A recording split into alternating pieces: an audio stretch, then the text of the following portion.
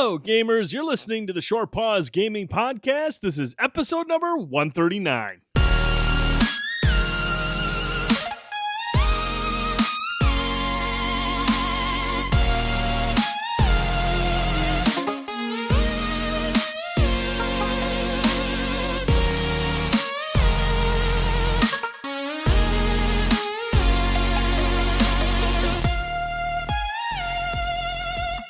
And welcome back to another edition of the Short Pause Gaming Podcast. I'm Brent Felsing, and joining me tonight, Frankie Ehler, Ben Boyce, Bender Holt.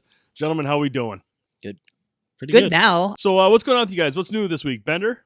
Not much. Kind of sad because the week I took off is almost over. I'm going to have to go back to work on Monday. So that sucks, but it's been a nice week of relaxing and gaming.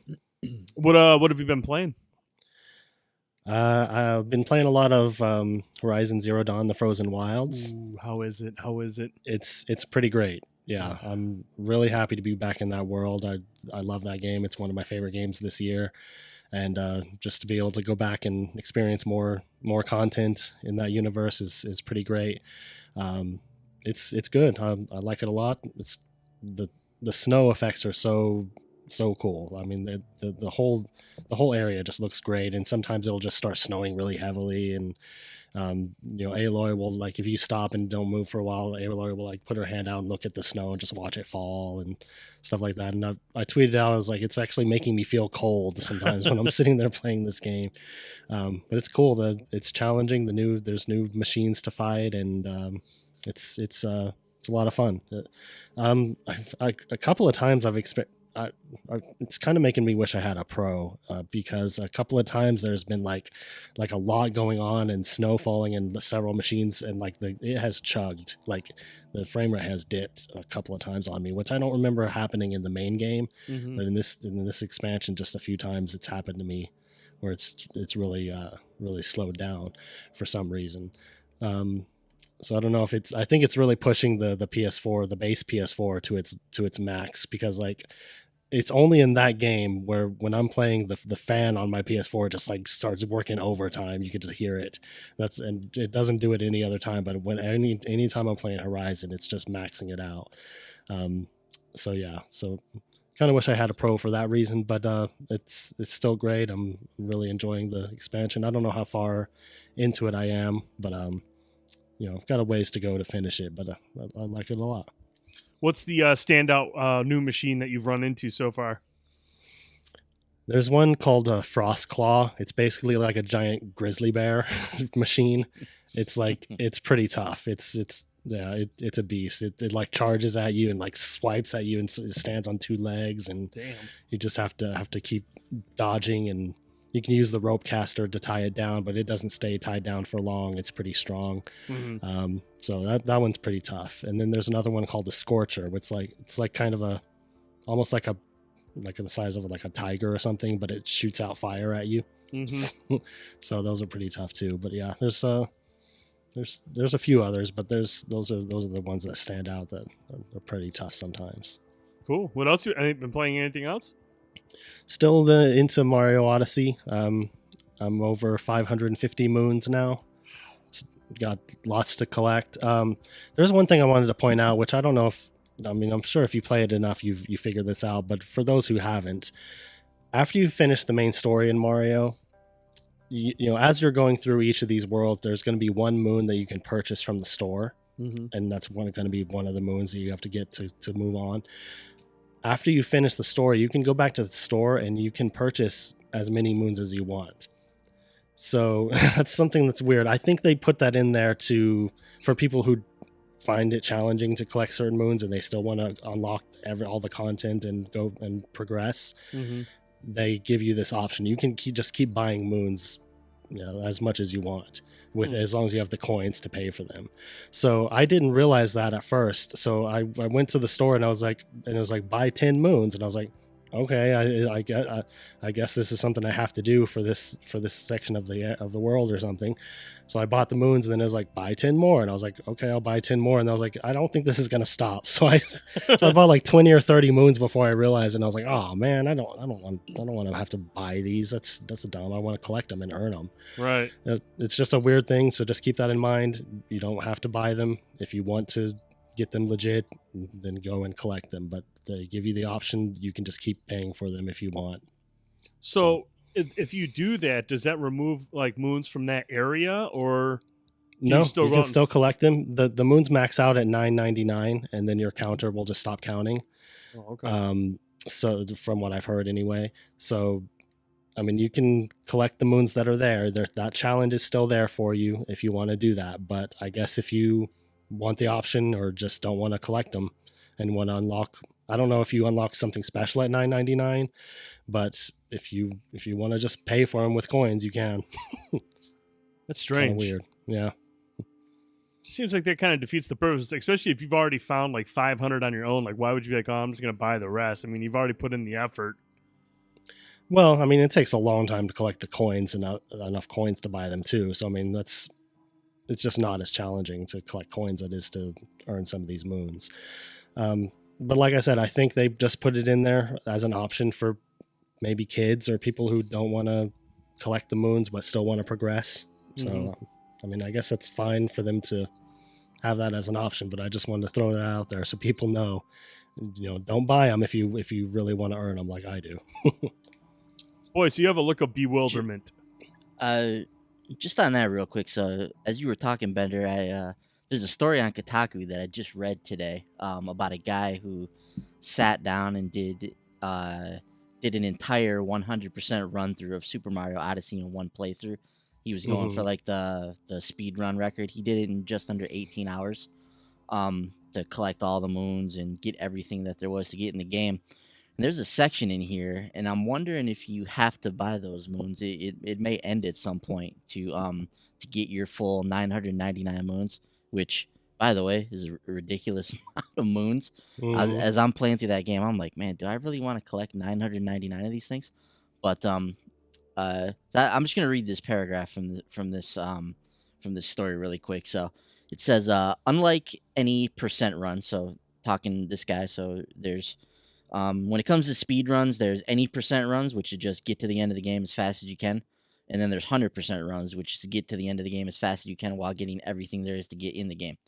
So unlike any percent runs, where speed is the most important thing, the goal of the 100% run makes thoroughness and stamina just as, if not more, important.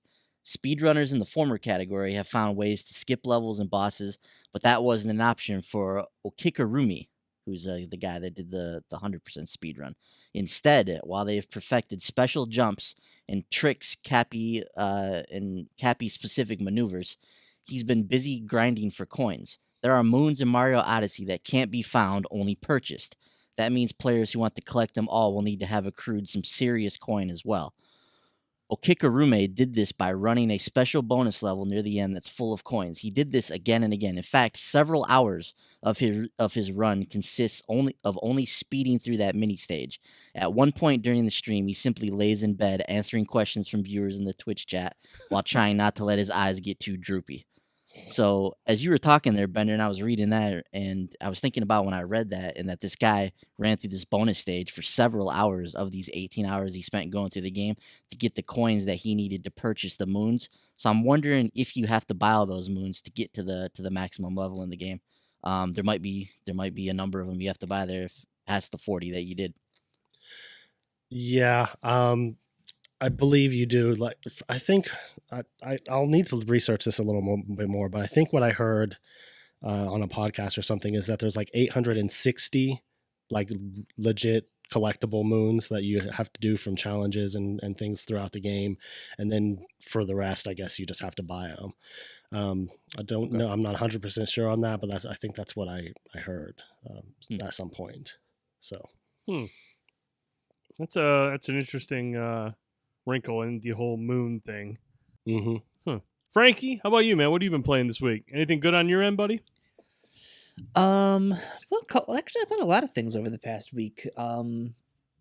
So trying to decide where to start. Let's start with Wolfenstein 2. Yeah. I started that like an idiot because I don't have enough games I'm in the middle of right now. So about 3 hours in, really loving that game. I love the way that they portray Blazkowicz. And you're kind of coming into this game, with the odds stacked against you. Which I know you've streamed some of this game already, so you know what I'm talking about. But yeah, so I just finished the mission with the lady from the trailer that the one that throws the dead grenade, and if you freak out and you jump on the dude. Yeah. So I just rescued them and added them to the base. So that's about as far on as I am right now. But man, that game is just nonstop action, dude. I love it. The only thing I kind of have a slight problem with is just like the aiming down the sights for the guns seems really useless. Like it doesn't, I don't feel like it puts things into focus for you. So I just find myself firing from the hip more often. I forget who it was on Twitter, but somebody mentioned that I guess there's a perk that you can unlock that gives you like a damage bonus for aiming down the sights. That's the only reason that they were saying that they were using it. But yeah, I mean, I don't know. Aiming down the sights in that game seems really ineffective. But outside of that, the story is great. The game looks amazing. It runs great. Combat encounters are a lot of fun. You get some pretty crazy weapons, like some of these heavy enemies carry around like these laser guns. So like grabbing those and just melting people is so fun. I love how you can melt the environment too, like certain forms of cover with it. It looks really cool. Yeah, that was also one of, like, you get outside and there's like different areas of cover you can kind of melt that they're hiding behind. So that's been cool. Been running around looking for collectibles, all that fun stuff. So I'm not chasing that platinum like you said. I think there's a mode that has permadeath and it's hard, and I've died so many times already. So I don't think I'm gonna do that. So yeah, started that. What do next? We'll do Doom. I picked up Doom on the Switch, so I fired that up a little bit earlier. I've only played it in docked mode on the TV, and it looks really bad. Yeah, like it looks like a really low quality stream of the game. So I assume this is one that if you're picking it up on the Switch, you're probably gonna want to play this one more either in handheld or tabletop mode.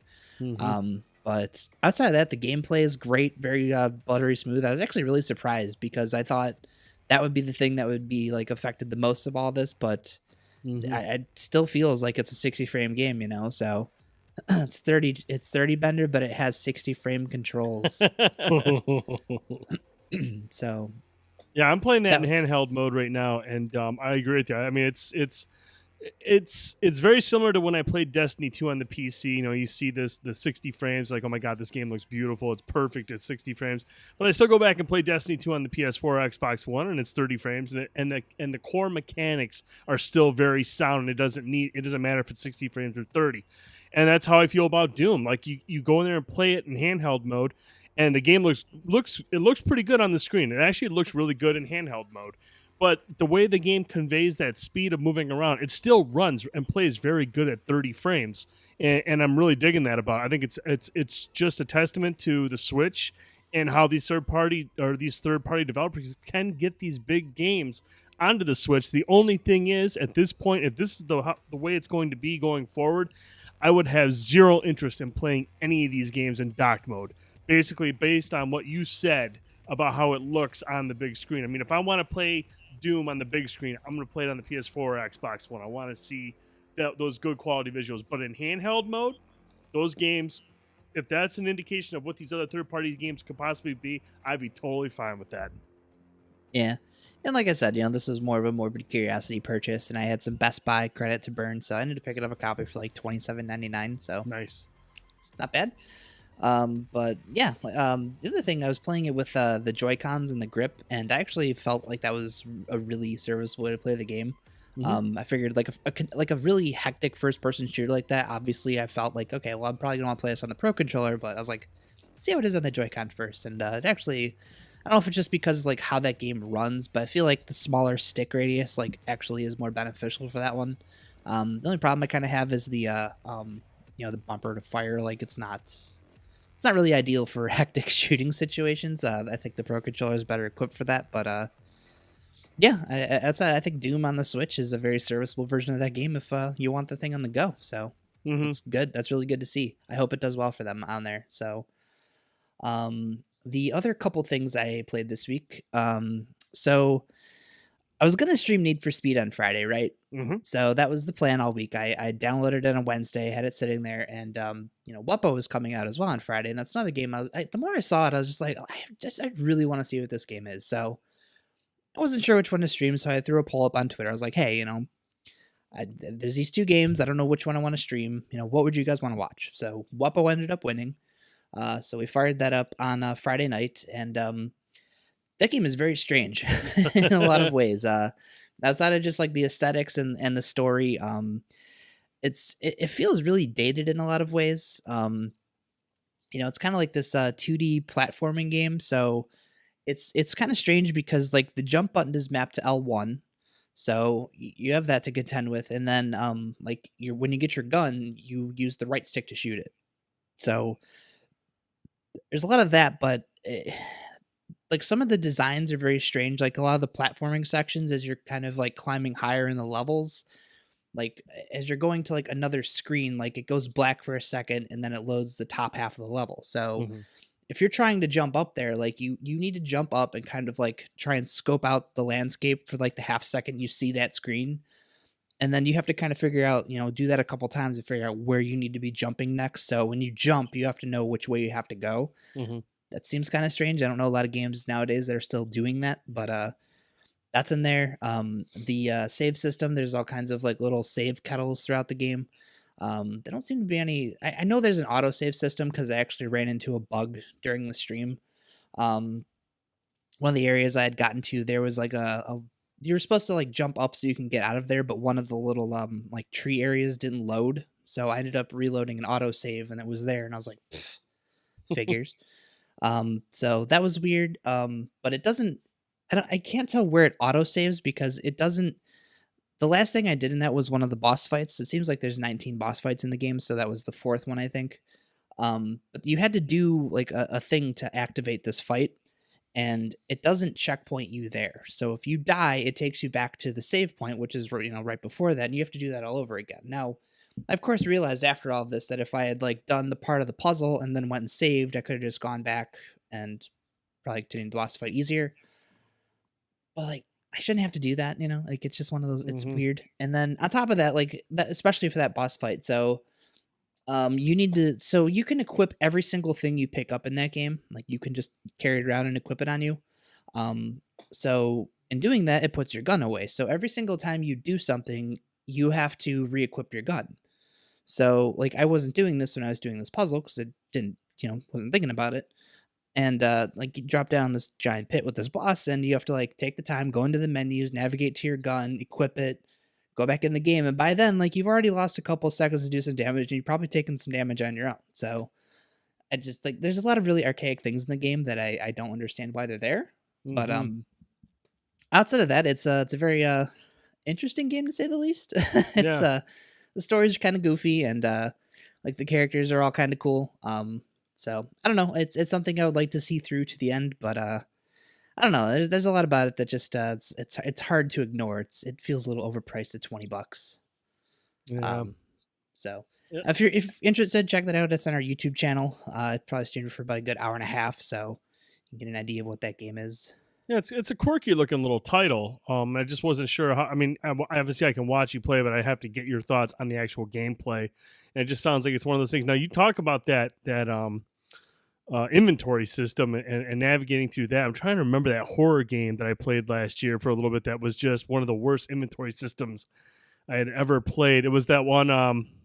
Was it Too Dark? Yes, that one. And I That was could this not. year. And when you were talking about the inventory system, that sounds like the same kind of just like it's discombobulated and just really doesn't flow well with the game. And that kind of stuff irks me big time. And Too Dark was one that really pissed me off. Yeah.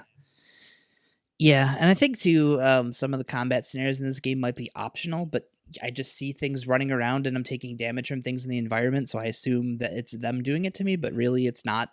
Like I learned as I was playing the game, because there's some puzzles that are really cool. Like there's these giant spiky balls that are hanging, and you Mhm. shoot them to get them swinging, and they actually break rocks that are in your way. So like doing some of that stuff's pretty cool, and like trying to figure out like where you have to jump, and like there's all these little spike things, like spike vines you're trying to avoid. So you have to like get in there, you jump on a mushroom, those shoot you up higher, you double jump, get around here. Like there's all kinds of really cool, like the actual platforming in the game feels really good. It's just once you start hitting the levels that are multi-tiered, like that gets it's a buzzkill. That's kind of a bummer. I was kind of looking forward to that game. But like Frankie said, check it out. It's on our YouTube channel, Short Pause Gaming, Wuppo. I believe that's what it's called, Wuppo. It's, good hour and 20 minutes of Frankie playing the game. So check it out. If you like it, give it a thumbs up. Yeah, or if you don't, dislike it. I got one more thing, though, that I go ahead, really need to touch on, because this has been my absolute favorite thing I've done in gaming this year by far. So, you guys know I've been playing Shadow of War for the past month. So I'm over 40 hours in now, and I played through Act 3, which you could consider as, beating the game. Act 4 is more so like all the siege stuff, and it's kind of gives you the true ending once you finish all that. It's a grind, but let me explain why. So Act 3 in that game is just the culmination of all these different things that happen throughout the story, and everything you've done is all just comes to a head, and they do some crazy stuff in this act. Like I legitimately had the biggest smile on my face like once some of this stuff went down, and I'm in here just wrecking people, and I'm like, this is so badass. It is seriously one of the most badass things that I've played in a game all year. So to go through all of that, and then you get to Act 4, and it dumps you into grinding and finding and, basically rebuilding your siege armies, because now you're a higher level than you were when you initially captured them, and you have to defend them against higher level enemies. So it's just the high that it leaves you at the end of Act 3 coming into Act 4 is like the biggest kick in the nuts on top of that. So I'm in the middle of that now. I'm at I did the first takeover, because you go back to one of the earlier fortresses you took over, so you have like a lot of like level 20, level 30 guys there, and the guys invading now are like high level 30s, low level 40s. So I was kind of going through, killing off some some captains, so the new ones would spawn in that were higher level, possess them, add them to my ranks, and initially and get those guys on my siege team. So it's kind of been going through there and rebuilding all of my defenses, because God, it's overkill. That's what it is. So to give you an idea of what exactly I'm looking at here, so there are 4 different fortresses that you have. You actually have more, but there's only 4 that are involved with this mode. So there's 10 stages to this thing. So the first 4 stages are, each individual stronghold. And then the next couple, there's 2 of them that come under attack, so you have to go and defend 2 of them. 2 waves are 3 of them, and then the very last, like stage 10, is all 4 fortresses are under siege, and you have to go and I'm hoping you do them individually. I can't imagine they're all being invaded at the same damn time. Right. That would be just absolutely impossible. But yeah, so it feels like overkill, like the amount of layers that they put on this thing. I feel like doing them individually and then doing all 4 of them would have been enough. But here we are doing all of these siege takeovers, so I'm in the process of that. I was told it takes probably a good 8 hours if you've been playing the game properly and leveling things up. So I still have fought off the urge to buy any loot boxes. I do have gold sitting in there, because the game does reward you with gold for doing certain things. So, if I want to buy a gold chest or 2, I have, currency that the game gave me. So I don't know. It's such a buzzkill coming off of like the high of that game, But highly, highly recommended. It's in every way outside of this part here that I'm on. It's way better than Shadow of Mordor. The story was amazing, and just the culmination of everything. Like it sucks. I'm just so mad that I got to do the siege crap now. But I'm really considering picking up the DLC and actually playing the DLC when it comes out, because I'm really curious to see what they do with some of these other characters. Question for you. Now, you mentioned that you're fighting off the urge to do any kind of like boxes or buy any loot crates or whatever they're called in this game. Do you feel this final act is the one act that really has you thinking about it more than anything else in the game? Like, is this final act where you think the loot crates really come into play? Completely honestly, no. And I say that because the loot crates, from how I understand that they work, you're not guaranteed a certain level of orc. Like you're guaranteed a tribe, and that's it. You'll get a legendary and 2 epics with the gold ones. But that you're not guaranteed like traits or anything. So whether or not they're even like it's a matter of are they even going to be useful, you know what I mean? So you get them and like they could be afraid of Caragors, and a lot of the invading forces are riding Caragors, right? So those guys are going to be completely worthless to you, even though they're a higher level. They're going to run away anyways. So I honestly don't think that the loot crates matter in this game because they don't guarantee you anything, really. At the end of the day, they don't. I mean, you're better off running around recruiting regular guys, putting them up in your ranks, and just going and taking care of the stuff yourself. Right. Okay. Cool. Yeah, I'm definitely curious in that game. I played a little bit of it the other night on the Xbox One X. I played some of it before, and it seems like a game that's going to be overwhelming. So I want to make sure I have a clear slate before I do jump into it. But no, I'm really curious about it. And it sounds like that third act is worth the price of admission. So even more intrigued by that game now, hearing you talk about it. But I'm glad to hear that even though you get to a grindy portion of the game, that the loot crates, it's not quite like, here, buy these loot crates or you're going to have to do this grind. It's still, hey, enjoy the grind, but get the loot crates if you feel like it. Yeah. And like I said, even it's exactly what I thought it was. It's more of manipulating the Nemesis system. So you're just kind of in there taking your chances with the captains that are going to respawn into your world. So Gotcha. Cool. Well, hey, man, sounds like you had a lot going on this week. You played get a lot of gaming in. That's awesome. Yeah. Boys, I want to come over to you. Tuesday night, we streamed Hitman, the Game of the Year edition for the Indie Spotlight, because IO Interactive is technically an independent developer now. So now, but I want to ask you something real quick, because I watched your stream, and I'm wondering, in an effort to make sure our video is an evergreen type of video, I'm thinking about changing the article or the title of the video from Tuesday Night Indie Spotlight Hitman Game of the Year edition to How Not to Play Hitman. And I think if people type that in, it'll actually get a lot more. It'll actually get a ton of views. And I'm thinking about doing that. I want to get your thoughts on that and your thoughts on Hitman. I'm actually on board with that, because that stream was a disaster. So it was an hour of me just basically running my head into the wall and failing on a number of accords.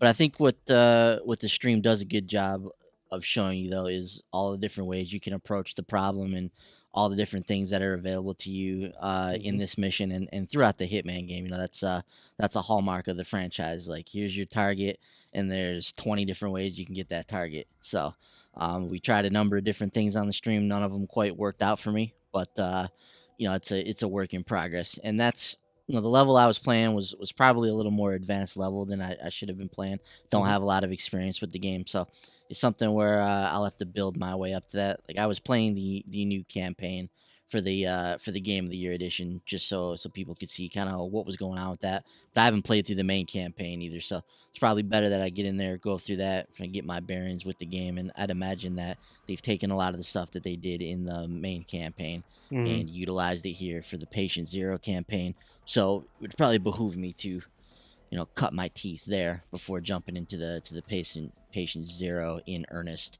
to kind of get a better handle on the game. But there's tons of different ways you can take out targets. I just looking through the challenges in there before you jump into the game, they mention stuff about getting the sniper rifle and taking them out from like a separate tower in the game. I have no idea where that is or where that part of the game was, so there's still stuff that I wasn't able to explore. But we tried different things, from following a guy back to his hotel room and knocking him out and taking his disguise, and to just flat out just running up into the thick of it and just punching dudes in the face. we tried it all in there. Wasn't able to successfully get the kill, but yeah, Hitman. Everybody knows Hitman at this point. It's been out for a while, but I just I thought it was cool to play the game on the Indie Spotlight. And when you fire up Hitman now, Square Enix is no longer in the startup. So as you load the Hitman Game of the Year edition on there, and you put the patches and stuff on there, Square is no longer part of this game. So this is an independent venture at this point. They mentioned that they definitely appreciate any additional revenue that they get from the Game of the Year edition. This is going to contribute to their future efforts as well. So So I was happy to hop in there, purchase the Game of the Year upgrade, and play a little bit of that on the Spotlight. Mm-hmm. Yeah, Hitman's one of those games where you really have to like take your time and trying to squeeze that into a stream, especially an hour-long stream, is not ideal in most instances. Other than maybe the tutorial and playing through that. But yeah, that's the beauty of Hitman. It's just it can be overwhelming for somebody who's new, and if it's an advanced stage where there's a lot going on, it can be a lot to take in, and it can be really difficult to find your bearings and kind of get a groove going and following the certain hint system that's in place. There's like certain people you can go listen to what they're saying. You have to actually listen to what they're saying. They're giving you information of where to go find particular items or a weapon, or you might run into the target alone. There's so much to the Hitman game, and that's kind of the beauty of it. But it's a very difficult game to just jump into and try to accomplish your mission in the first hour during a stream. But once you do get past that, and once you really learn the game, it's extremely rewarding. Yeah, and that's the thing about the Hitman games. It's like I know that you got to get in there and you really got to take your time and you got to kind of listen to all the conversations, and there's a lot of waiting you have to do as well. You gotta watch your target. You have to listen to people. You have to kind of follow people around, and you got to blend in. So it's not as simple as just walking into the area where the target is and finding a way to take them out. Sometimes you gotta wait for them to do certain things. You gotta watch their movements and how they, what their plan is and how they're gonna maneuver through the level, and then you gotta kind of plan accordingly. So there's a lot that goes into it. Like I said, probably not the best thing for me to stream, because you got to get in there and you got to kind of meticulously plan out all this stuff. So it's difficult for me to do that and to pay attention to everything that's going on while I'm trying to stream the game. So, but yeah, if you dig Hitman, definitely pick up the Game of the Year edition. It's more of the same experience that you liked from before, and there's definitely a crowd for that kind of game. Absolutely. Anything else? Play anything else this week? Outside of Hitman, just we put a night in with Destiny 2, so that was fun, and then just been playing Mario, so been chipping my way through Mario Odyssey, and having a good time with that one. Excellent, good to hear. Just a couple things I touched on. We'll get to the new releases. I'm still making my way through the Call of Duty campaign. Not the most creative campaign, not the best one I've played so far. I mean, things might improve further on down the line, but I'm about 4 chapters in now, and very, very basic stuff. There's hasn't been any real high points, like memorable moments. It just feels I won't say generic. It just feels like it's going through the paces right now. So I'm hoping that things will kind of pick up to the back half of the game, but. In terms, I mean, it's much better than Infinite Warfare, in my opinion, and basically any of the futuristic ones. I mean, like I love the World War II settings. I love that kind of history, and they do a very good job with that. The train sequence I just got through is actually probably the best part. Regardless of what system you play on, it does struggle through that section a little bit. But it's overall it's a Call of Duty game. But as of right now, about where I'm at, it's not the most not the best Call of Duty story. Like I said, hopefully that picks up later on through the campaign.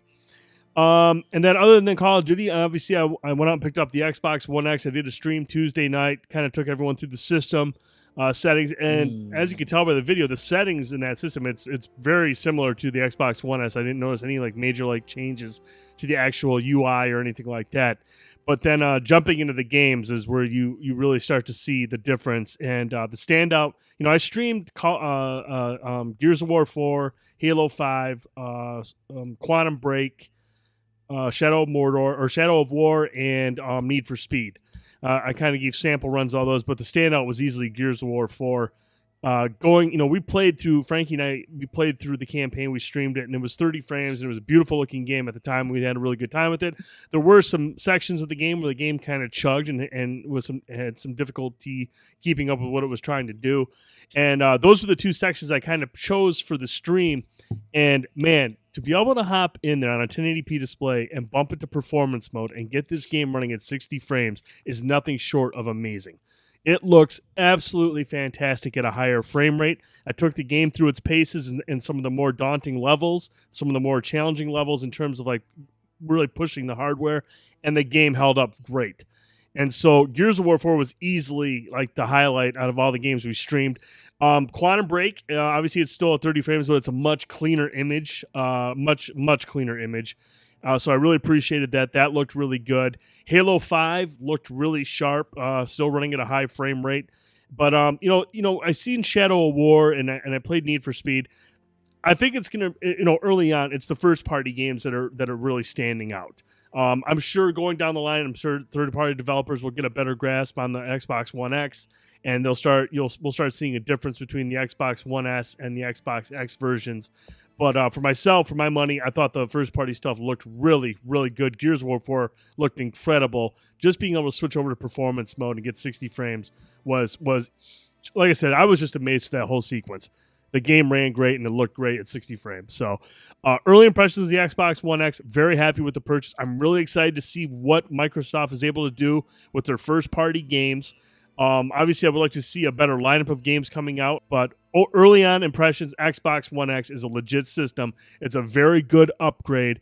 Whether or not it's necessary for 1080p owners, I will never ever say go out and pick this up. Just pick up the one that's affordable to you, and remember, anything that comes out on the Xbox One X will be out on the Xbox One S. You're not missing out on any of the games. Now, if you're a graphics snob like me, or if you're a tech whore and you have a 4K display, yes, I would absolutely recommend it. If you have a 1080p display, the super sampling is nice. The way everything looks good on a 1080p display, it's really good. But I will never ever tell you, yes, go pick up the X over the S. Buy whatever one suits you and your budget. I see a lot of people talking about Assassin's Creed Origins on that thing as like the showpiece game. Really? Did you pick that up on there or no? I did not pick that up, no. Okay. But it might be something I'll look at down the line. I mean, like I said, I'm always curious to see how these games look. Since I picked up the 4K display, you see games like Horizon Zero Dawn and how these games really look on a 4K monitor. And if people are saying Assassin's Creed Origins is the way to go and it looks great on the X, I'm sure at some point I'm going to want to pull the trigger on that. Cool. So, but yeah, that's been what I've been doing this week. Let's get into these new releases, Frankie. We got some big titles coming out this week. We do. This is going to be another lengthy list. So I'll start things off on the PlayStation 4. Some stuff we missed last week. Smite has a new RPG adventure mode. This is available in the shadows of Hercopolis update. So if you're playing Smite, you can check out that new RPG mode. Arcade Archives Neo Geo Street Hoop. This is, of course, an arcade basketball title available now. The regular Arcade Archive series. Elevator Actions is an action title where you play as a spy making your way up some various stages using elevators to kill people. Okay, It's a classic. I've never played that one. Old arcade classic elevator action. Cool. I assume the trophy list is probably pretty easy. So I'd assume so. Yeah. Cool. Dead by Daylight's Nightmare on Elm Street chapter, which introduces Freddy as a playable killer, is available now. Tokyo 42's Smekeshi's Castles DLC, also available now. That adds 90 new missions along with 4 new weapons. An Automation with a Plan is a free DLC for Siberia 3. This one centers around a character named Oscar as he investigates Kate Walker's disappearance. And lastly, Little Nightmares' second DLC, The Hideaway, came out on Friday. This one centers around the runaway kid from the first DLC, and you're saving gnomes in this one as you're making your escape. If you're curious to check this game out, there's also a demo available now. So, all right, so let's get into this week's new stuff. A lot of stuff, but I think the one that's at the top of all of our lists is Star Wars Battlefront II. So, Brent, actually, this is another one that you had a chance to check out last week. I know you have EA Access. You fired it up on the Xbox One X. Mm-hmm. You played some of the single-player campaign. So, just tell us, what did you think of it? What were your impressions early on? Early on, the story is pretty interesting. Obviously, you're playing from the perspective of the Empire. The character you're playing as, her name escapes me at the moment, but honestly, Iden Versio. There you go. And the standout again, and I'm sure this will be just as impressive on the Pro, but I was playing it on the Xbox One X. Man, we've seen a lot of games that have implemented good use of HDR. Star Wars Battlefront 2 has incredible HDR. Playing this game on the 4K TV with HDR on blew me away. I was like, wow, this looks incredible. I've seen a lot of games that run good with HDR. Star Wars Battlefront 2 is going to be a treat for people who have HDR capabilities on their 4K monitor. It looks absolutely stunning. In terms of what I played, I just got through the first chapter. The video is up on our website right now, or on YouTube, Short Pause Gaming. You can check it out, the first 15 minutes of the game. I like there's actually some strong stealth elements from what I played early on. The way I played, you don't have to play it that way, but I played through stealthily because that's just how I like to roll, unlike boys. So the game plays good, it runs good, it looks really, really good. Baby. So I'm curious to see more of this story. Obviously, we heard from EA that the story is only going to be about 5 to 6 hours, is I think what they said, which is kind of disappointing because there's a nice setup early on, and it makes me kind of wish that we're looking at a much longer story. But gameplay perspective, game runs good, it plays good. It's just like Battlefield 1. In terms of the gameplay, obviously I didn't jump into the multiplayer, so I don't know how much deeper it is. I have read on Twitter some people saying that it is a much deeper experience, so I'm really looking forward to checking that out. Cool. So you mentioned the multiplayer. There's been actually, I've seen a lot of articles cropping up lately from players who I'm assuming they're all playing on the EA Access trial, but it sounds like the microtransactions are housing like these hero cards. So a lot of people, able to buy and unlock some of these heroes a lot earlier on than you would unlock through natural progression. Some of them, have some pretty like higher ranking abilities and whatnot. I actually saw someone actually did all the math, and based on like how much you make per match, they estimate that to unlock all the heroes that are in the base game, it's going to take you about 60 hours. So I mean, Brent, like this sounds kind of similar to like how Rainbow Six Siege's like the classes work. Like instead of spending real money, you can earn all this currency, like playing a lot of in-game. But are you concerned about that with this at all? See, the way it's implemented in Rainbow Six Siege, which I like, is you can buy the season pass. It's part of the season pass, so that's cool.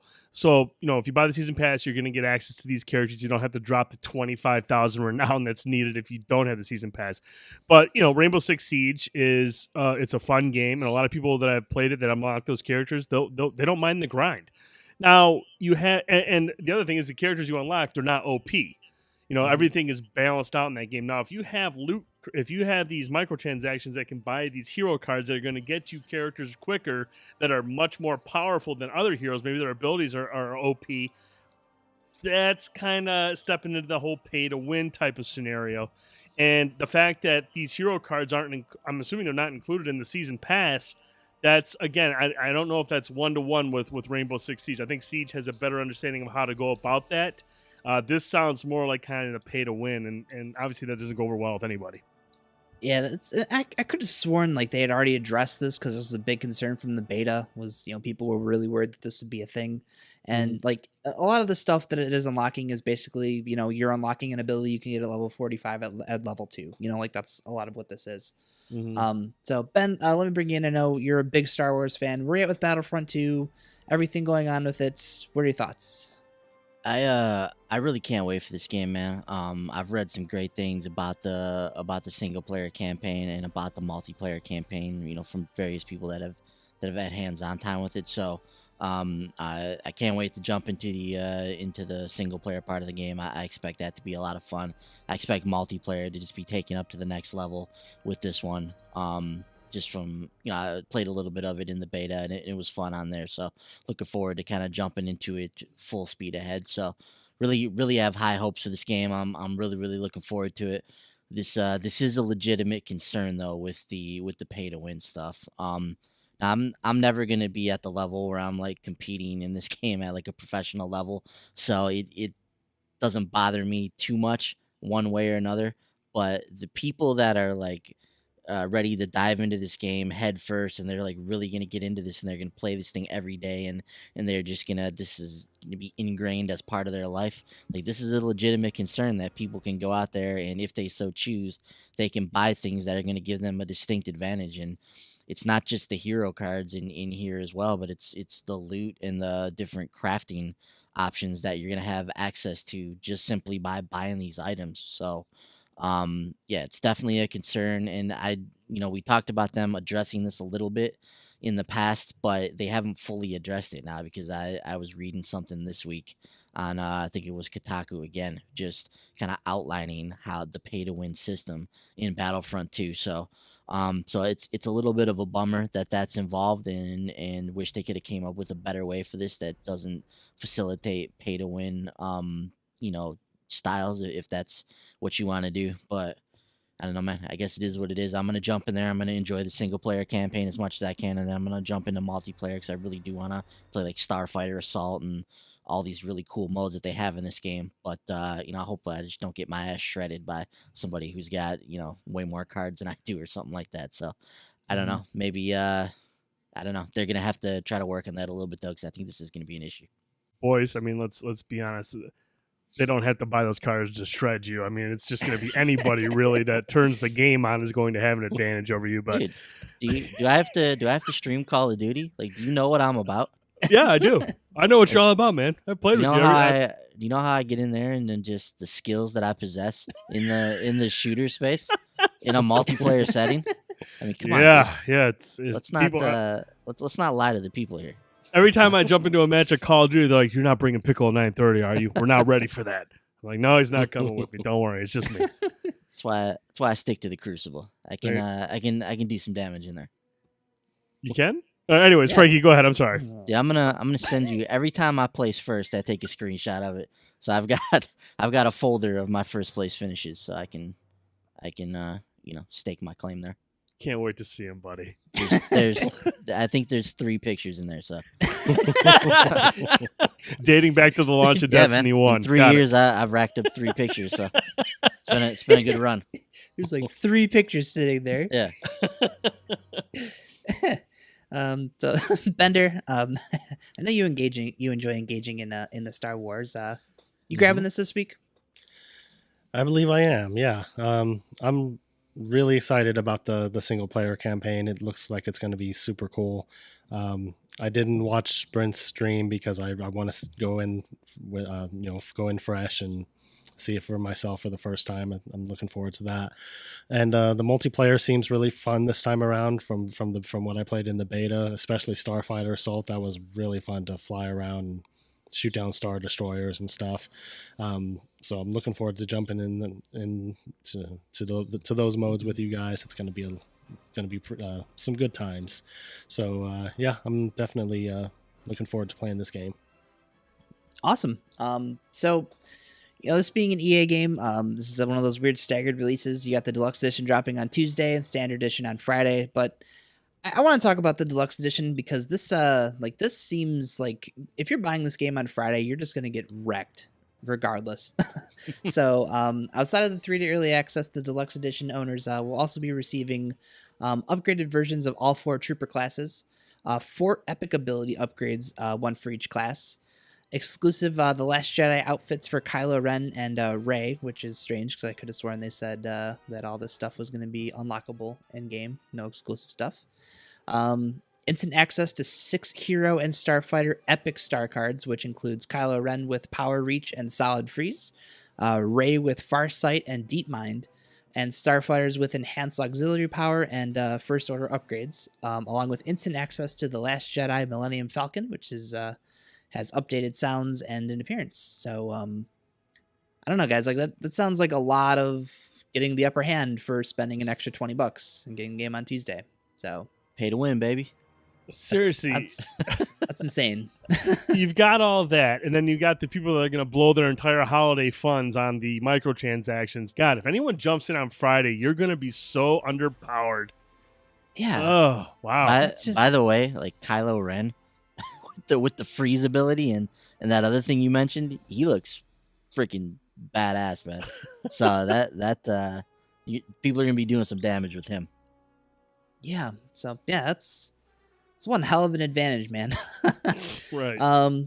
So we also got some details regarding the first post-release DLC update. This will be centered around The Last Jedi, which of course is releasing in December. So players can look forward to a faction-centric event beginning on October 5th. So players will be able to align with either the First Order or the Resistance. So you'll get special challenges that pop up throughout the week, and you'll be able to earn some faction rewards. December 13th, we'll see a new single-player chapter called The Resurrection, which will put players back in the boots of Commander Iden Versio. Is that how you say her name? Versio. During the early days of the First Order. New multiplayer map will also drop on the 13th. This one's set on Crate, the Starfighter Assault map Dakar? Sure. One of those. Sure. The car. Yeah. We'll go with that. A new hero ship, Tally Lintra's RZ2 A-Wing.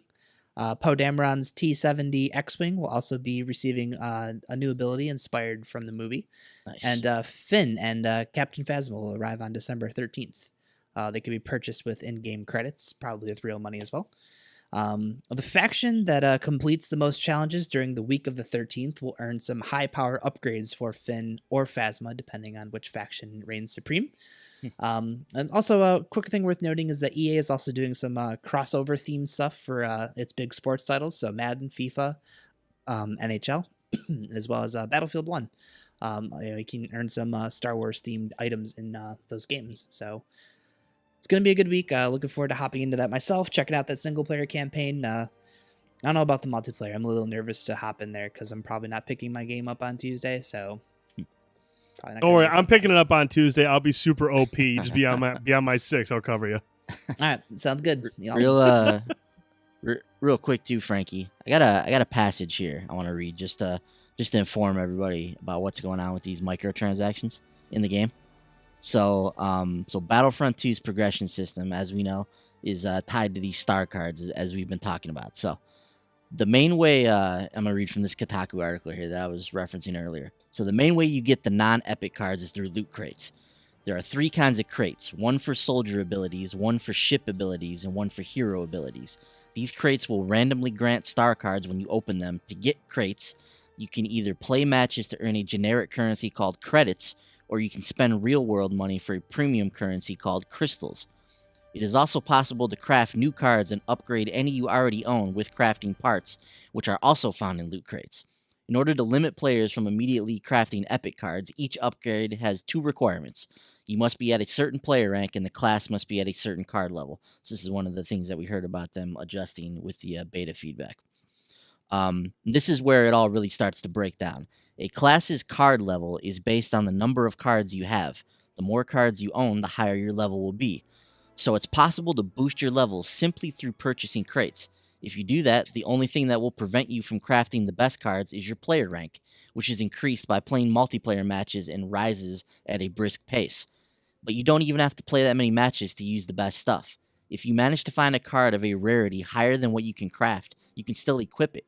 Rank and card level requirements only prevent players from upgrading their cards. They do not stop players from equipping rare cards. For instance, I received a blue card from my Rocket Trooper that granted increased health regeneration.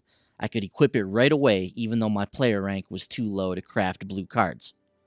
So, this is a for instance here. So let's say someone spends $100 for a ton of crystals and opens all of their crates. By the end of that process, they will likely have acquired a few rare cards that grant noticeable bonuses and give them a competitive edge at launch. They will also increase their card levels for their classes, removing one barrier for crafting upgrades. Throughout that process, they will also get countless crafting parts to stockpile. The only thing that prevents them from crafting the best cards is their player rank. They will spend a handful of hours in multiplayer matches, already equipped with better cards than other players, and quickly increase their rank. If they've played ahead and have enough crafting parts, they will immediately be able to craft the best cards in the game. So, that is what people are concerned about with the multiplayer in Star Wars Battlefront 2, and that all sounds like very legitimate concerns to me. And the thing is, if these things sell like crazy, it's never going to change. Bingo. That's really the crux of the microtransaction conversation, and that's why we continue to see them, because people continue to buy them. So if this is a practice that people want to see change, like, people have to stop buying these crates and buying the microtransactions, because as we're going to talk about later in the show, these developers and publishers are cleaning up on microtransactions. Yes, they are. Mm-hmm.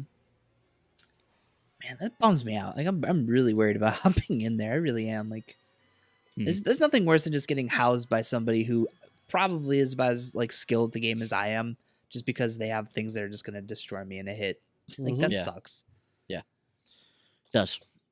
Cool. So up next, this is one that I'm actually really excited about this week. LA Noire's Remaster will be available on Tuesday.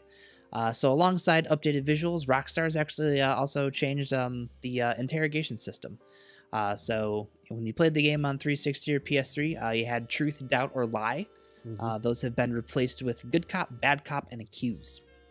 So I think all the DLCs packed into this one. But Bender, I know you're not like a big Grand Theft Auto, Red Dead fan. Like, where are you at with LA Noire? Like, this actually sounds like a game you'd probably get into. Yeah, possibly. From what I've heard, it sounds interesting the way you like interrogate people and have to watch for them to, whether or not try to figure out whether or not they're lying, stuff like that. So I mean, I never played it before, but it's something I might want to check out on the Switch. I mean, since it's there. That's true. That is very true. $10 more on the Switch though, so I don't know. I feel like this is a game that might actually benefit from the HD remaster because a lot of the interrogations are like focusing on reading faces. So I assume with better textures. But it's probably still pretty okay on the Switch, right? I would assume, but I don't know. Yeah, I'm not sure. I assume Digital Foundry will dig into that this week, but I'm actually really excited to hop in here. Ben, Brent, either of you ever play this on the PS3 or 360? I played a little bit of it on the PS3. I never finished the game, but it's a very cool game. It's a cool concept. I can't help but wonder if maybe it was just a little bit ahead of its time.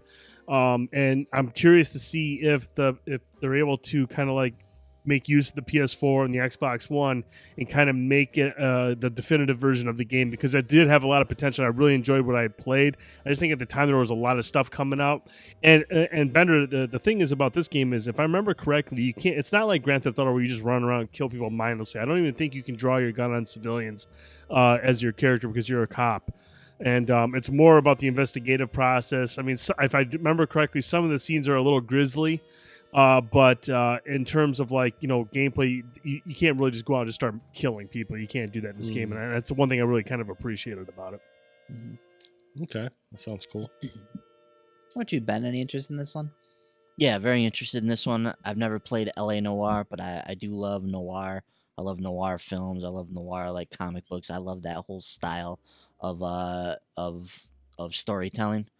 And I've always been really interested in this game. Just never got to play it on the PS3 or 360. So now that it's coming back out, remastered for the current gen, definitely have to make some time to check this out at some point. Probably won't happen this week, but this will definitely be in my backlog.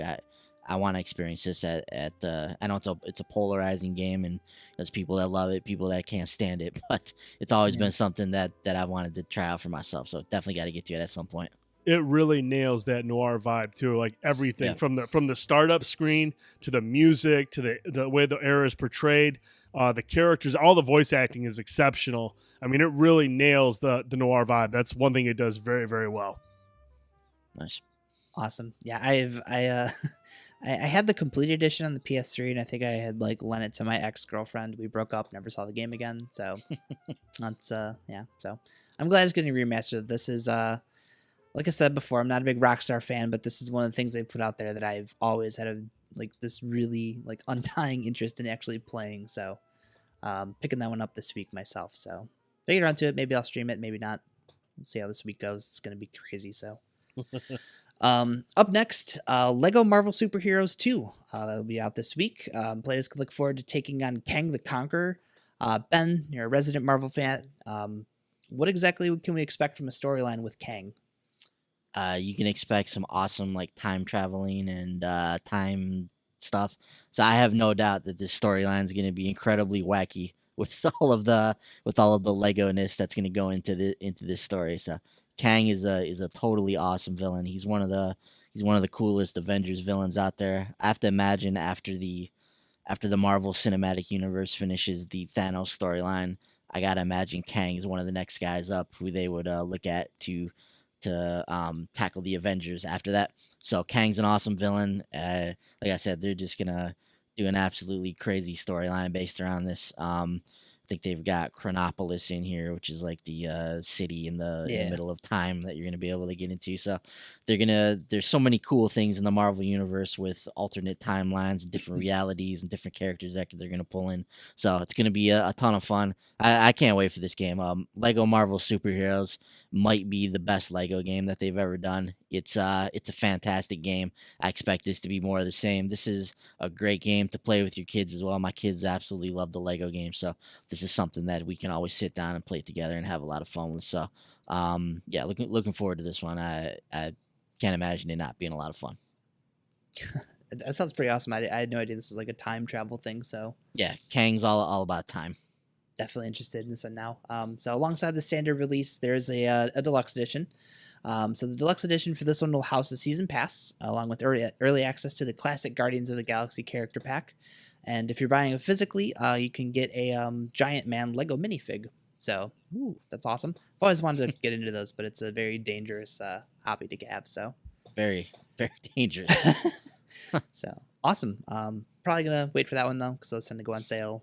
So Yeah, the Probably. Lego games always go on sale, but they're always a ton of fun. And one of the other things I really like about these games is I mentioned being able to like play with your kids, but there's so much in here for like Marvel fans, for people that are fans of these properties that they take on in the Lego universe, like all the different characters that they bring into. It's just a lot of stuff that like brings a smile to your face if you're a longtime fan of Marvel. So being able to see all that, being able to find all the Easter eggs and all the call outs to the characters and storylines of the past is a lot of fun. And it's also something that not as a fan, you could just jump into. They're just fun games just to run around in the open world and just have fun collecting Legos and fighting bad guys. yeah. Plus the rosters for these games are insane. Roster's incredible. Yeah, so awesome. I'll check that one out eventually. I'm one of these days I'm gonna sit down and start playing all these Lego games. So, Yeah. cool. The Sims 4 will be arriving on consoles this week. Just like Battlefront 2, there's a deluxe edition that you'll be able to pick up on Tuesday. Standard edition comes out on Friday.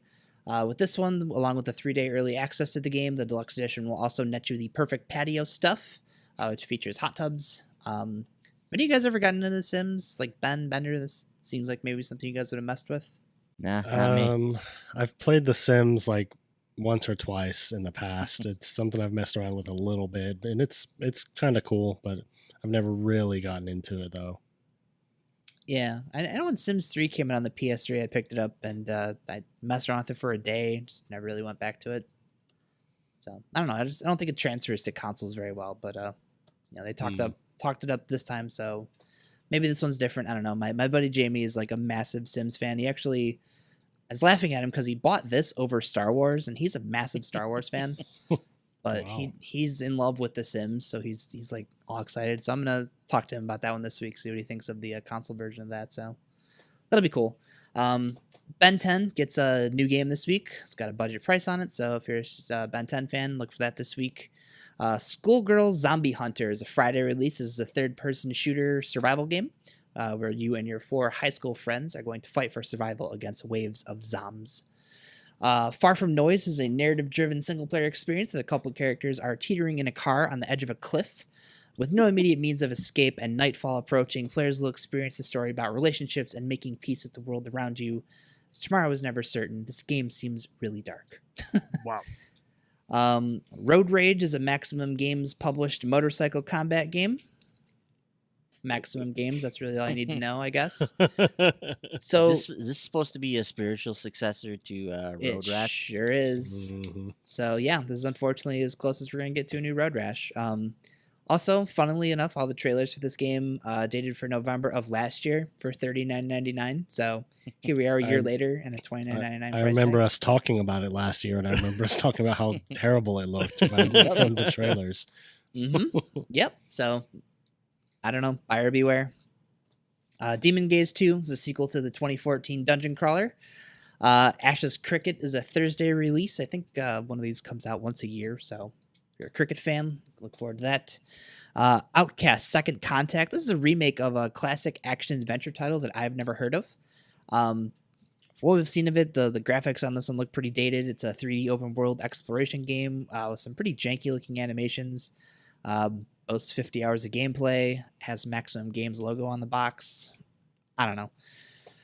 Dayblob, this is a remaster of the popular THQ release from last gen. I think this one actually really found its audience on the Wii, got ported to the PS3 and 360 at some point, so I'm not sure how it was received on those, but if you never got a chance to check it out, you can check it out on the PS4 on Thursday. Farming Simulator 17's Platinum Edition will be out this week. That bundles the game and all of its DLC. ATV Drift and Tricks, which we talked about last week, had a retail release. Will be released on PSN this week. Cat Quest. This is a cat-themed action-adventure RPG title. We talked about it last week on the Switch. Ben, this one sounds like a good indie spotlight title, yeah? Yeah, it's one I'm eyeing for the spotlight this week. Looks like a fun game. A very cartoony action RPG kind of a game. Looks like it's got some traditional RPG elements. Looks like it could be a really fun game. Looks like it was running great in the trailer for it. So leading contender for the indie spotlight Tuesday night, 10 p.m. Eastern on our YouTube channel, Short Pause Gaming. Check it out. Awesome. Knights of Valor is a Thursday release. This one's a free-to-play arcade brawler. I don't know about you guys, but like seeing this, obviously we talked about Housemarque last week, and like the first thing the PlayStation blog says about this game is arcade is alive. So I don't know. I just kind of was like, I think this game looks cool, but it's weird that it's free to play. I don't know. Yeah. What that's gonna entail. Yeah, I really like the art style. But yeah, I mean, we'll see. It's free, so I'm gonna check it out. But we'll see. Couple retail releases this week. Sodesco's Weppo arrives at GameStop on Friday. I think this is exclusive with them. Can't find listings with anybody else, so look for Weppo on Friday. Pillars of the Earth is also getting a retail disc release this week. This is that adventure game that released back at the end of August. And lastly, this one looks really badass. So if you're a BioShock fan, I guess this year's the 10th anniversary. Yeah, 10th anniversary. So there's a 10th anniversary collector's edition. I think this is also exclusive to GameStop. But this thing will run you $199, and it gets you this really beautifully detailed statue. Features the Big Daddy and Little Sister. It's an 11-inch statue, features lights, audio, and it's Big Daddy has a motorized drill. You also get a collection of the BioShock collection and a numbered certificate of authenticity. Not a steelbook, though. So, Brent, you don't have to buy this one. Not going to. I think it's sold out, isn't it? The PS4 version sold out. I think there's still Xbox One versions available. But the statue looks worth it. So, nope. I do like that statue. It looks sweet. Couple limited run releases will be out on Friday. Crawl, which was supposed to be out last week, I guess got pushed this week. So look for that one on Friday, along with 2064 Read-Only Memories. Crawl is limited to 3,800 copies, and 2064 will feature 3 different cover variants with 2064 version copies of each. So that'll bring the total run to that one to 6,192 copies. Seems like a lot. Also, just a quick thing worth mentioning right now is recording our podcast is Saturday night. There are still copies of Nex Machina available, both the collectors and the standard. They are starting to dwindle, so again down to the low 15% stock remaining range. So if you forgot about them, want to go pick those up, head over to limitedrungames.com, and if they have any left, pick them up. Couple DLC things coming this week. The first being Hellboy's arrival in Injustice 2. He'll be available for Ultimate Edition owners and Fighter Pack 2 owners as well. He'll be up for individual sale next week. So if you have one of those passes, look for Hellboy on Tuesday. Final Fantasy XV's Comrades multiplayer DLC will arrive on Wednesday. This mode lets players create their own characters and equip them with powers from the Lucian bloodline. Am I saying that right? Lucian? Yeah? Cool. I think so. Cool. So that will give them, that gives Noctis his abilities. For those playing solo, there will be single-player sections that allow for training, and will give some context to some of the main game story. So, Bender, as the official Short Pause Final Fantasy 15 Platinum holder, where are you at with this mode? Are you going to hop in and check it out? I'm interested in checking it out. Yeah, I mean, I don't know if you guys are wanting to or interested in it at all or not, but I'll definitely hop in there and see what it's all about at least. At some point, I would like to experience the Comrades multiplayer DLC. I do need to experience at least the beginning of the game at this point before that's an option. But yeah, I mean, it's definitely something I want to play. Brent, did you play Final Fantasy 15? I did. I didn't beat it, but I can't remember where exactly I left off. But I got some time into it. Did you just play it so that you could say, "Look what I did, boys"? No, Maybe. But now that you mention it, yeah, well, I'll say yes on that. Cool. I never bought the season pass for this game, but also, like Ben, I haven't started it yet. But one day I'll get around to it. I'm interested in the Comrades, though. I'll definitely download it. Yeah. So that'll be available this week. Hitman's the Forger Elusive Target will arrive on Friday. Just a reminder to those of you playing Hitman and want to tackle that elusive target and haven't tried him before. And lastly, Warframe's Plains of Eidolon update. This is a massive update that's been available on the PC version, finally making its way over to the consoles next week. So this will add a new landmass, a day and night cycle, and Gara, who's the 34th Warframe. There's also a lot of other quality of life improvements that come along with that update as well. So if you're a Warframe fan, look forward to that. Onto the PlayStation VR. So if you're still in the market for a PSVR headset, there will be a new bundle out on Friday that will include the camera, the Move controllers, and Skyrim VR. This bundle also will include the updated demo disc 2 and will retail for $449.99.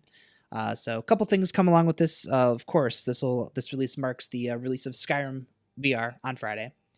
So previews all seem really positive for the game. Brent, I know you're a huge Skyrim fan. You're picking this thing up on Friday, yeah? Dude, it's Skyrim. Of course I am. I got to have it on every single platform. And you mentioned the previews. I mean, I think it was a couple months back. Some previews came out and they were not very good for this game. Some of them were actually, I was really concerned about specifically the movement and some of the gameplay. But some of the same outlets have updated their previews of the game with a new preview, and they have said the game has improved considerably and it is a much better version of the game.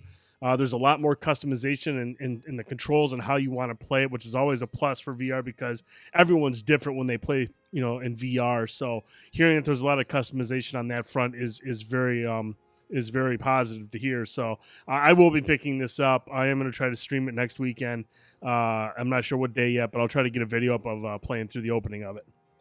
Awesome. That'll be fun. So fun side story here. So rolled into Best Buy Friday morning, right, to pick up my copy of Doom.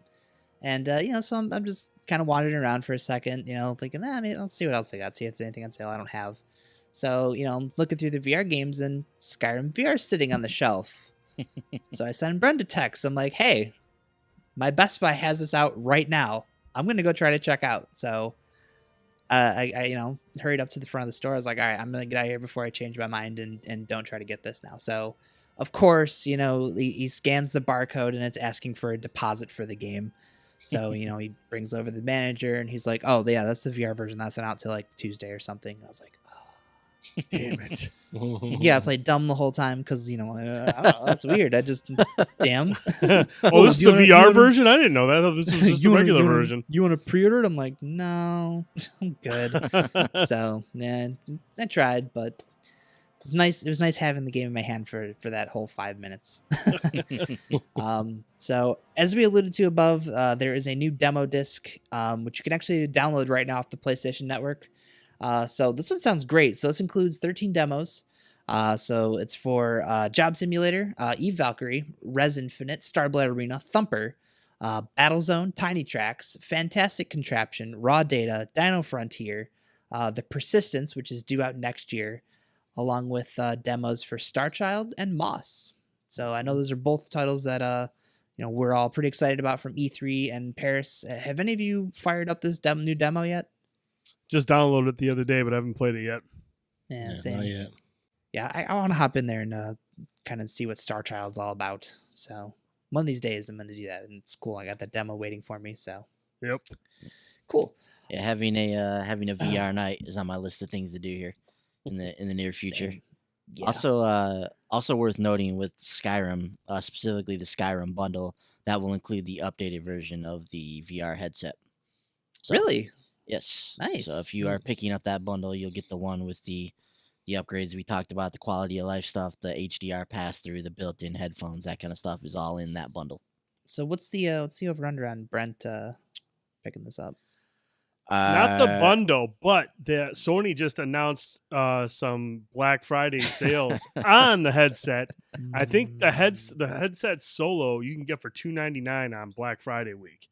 So if I can get something decent for my current headset, I might make the plunge. But it is holiday time. I do have some kids I got to buy some presents for. So the chances of it are slim, but you never know. You go walking around Best Buy and there it is for $299. Who knows? Let me give the listeners the real story here. So Brent will own the updated version of the PlayStation VR headset by the end of this month. I guarantee it. 100% locked in stone. 100% locked in stone. Really? Guaranteed. Wow. Huh. Guaranteed. You must know something I don't know. I know you at this point, and I know you will own that updated version of the headset. Like I said, 100% lock it in stone. Lock of the week. Wow. Okay. By the end of this month. I'm gonna throw my ball in that basket. I think you're right. Oh, really? Okay. Tell you what. If I don't buy it, you guys got to buy it for me. There we go. That's a fair bet. I'll do my best. Dude, that's so fair. On to the Vita. Demon Gaze 2 released this week on the Vita alongside Tokyo Tattoo Girls, which I think is JRPG, where girls' tattoos grant your girls different abilities. Can't find any actual gameplay of this game. It's just a lot of anime-style cutscenes, trailers. So I'm going to guess it involves some racy touch sections where you're tattooing girls and enhancing their abilities. Just possibly going to go out on a limb there. Yeah, could be a good guess. It's hard to say. Valhalla. This is a cyberpunk bartender action game. It calls itself a booze 'em up, but it looks like a visual novel style RPG. A booze 'em up. So looks pretty cool. Coming out on the Vita this week. On the Xbox, some stuff we missed last week: Arcade Archives Neo Geo Street Hoop, as well as the Smite Little Nightmares DLC 2, and the demo. The Siberia 3 free expansion and the Freddy Dead by Daylight DLC, all available on the Xbox One right now. As far as this week, Battlefront 2, The Sims 4, LA Noire, Ben 10, Ashes Cricket, Road Rage, Lego Marvel Superheroes 2, Dayblob, Farming Simulators Platinum Edition, the Pillars of the Earth retail release, and the BioShock 10th Anniversary Collector's Edition, as well as Hellboy and the Warframe update will all be out on Xbox this week, again, as long as the Elusive Target and Hitman. Some of the titles coming out on the platform this week: Aquatica Turtle Racing. This looks like a competitive match 3 game or something. I don't know, it looks very strange.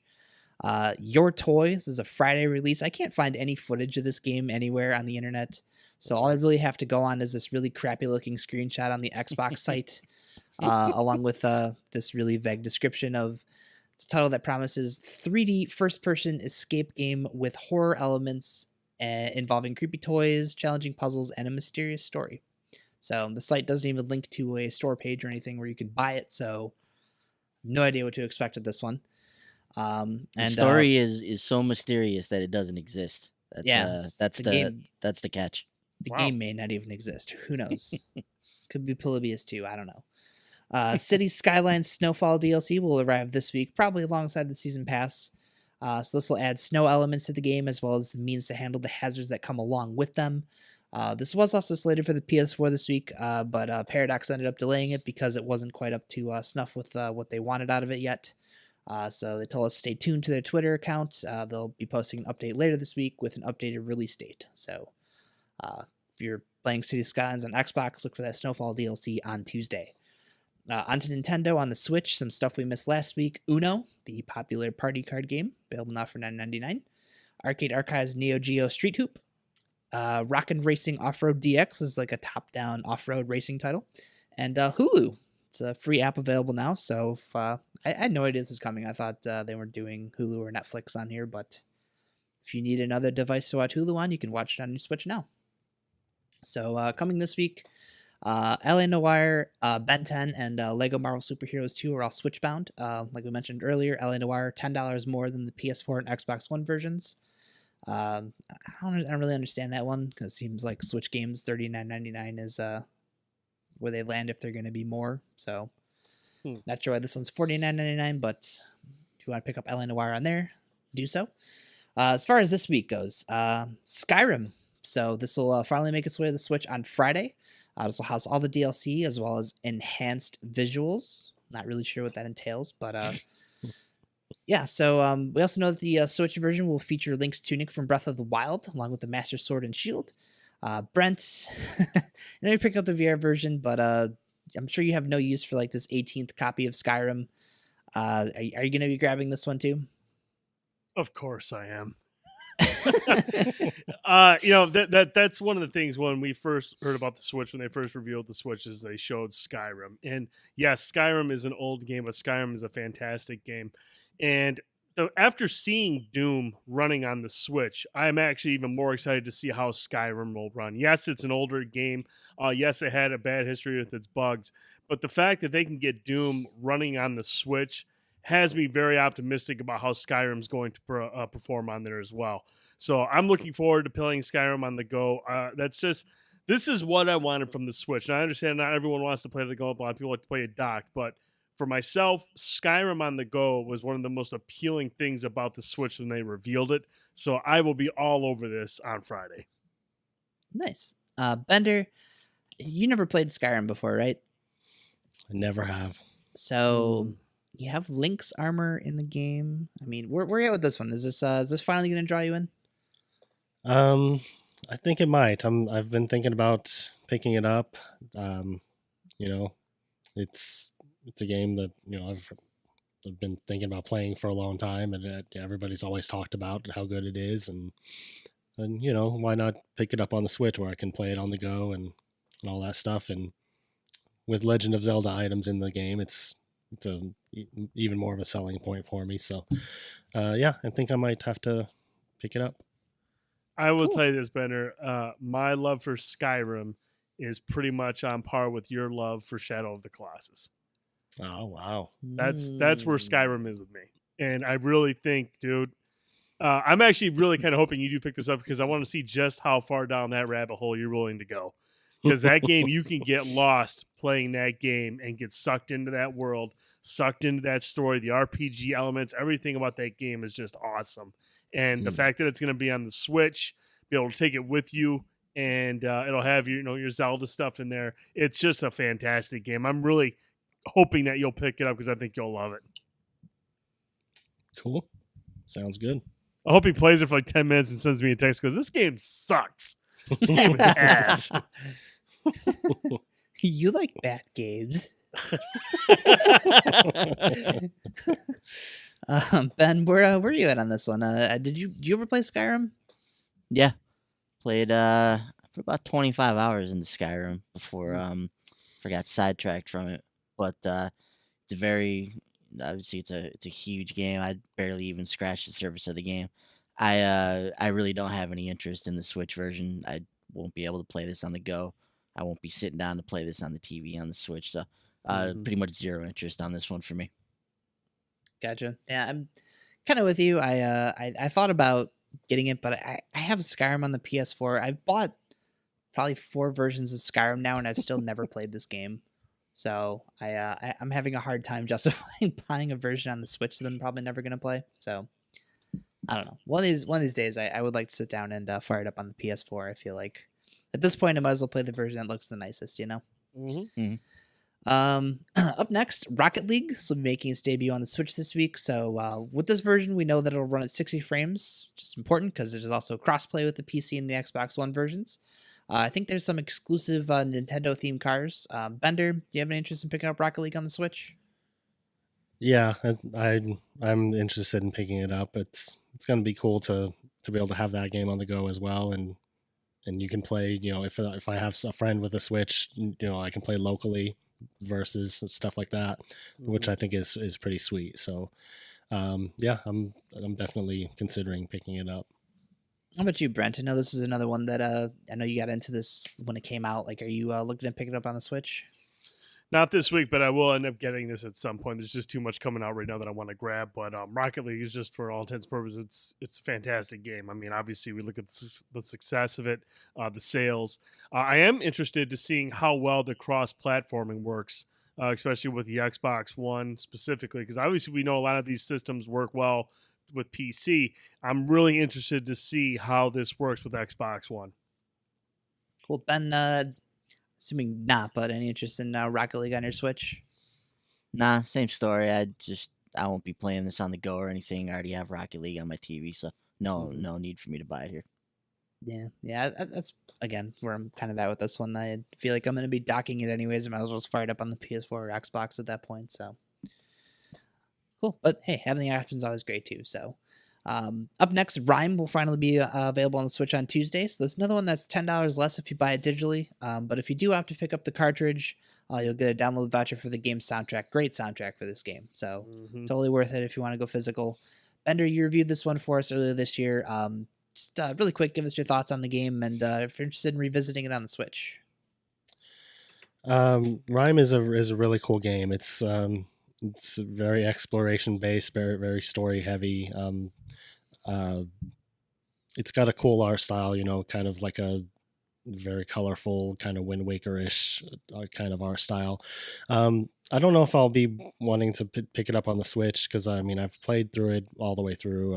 It was a good experience. It was a cool game, but if I want to play it again, it's a game that I don't feel really compelled to play again on the go. But it is very good. If you haven't played it, is definitely worth picking up. If if this is your first time playing it, then it'll be a good thing to have on the go. It'll be a good game for the Switch, but it's just not something I'm super interested in picking up for this one. But it's definitely a cool game. I like it a lot.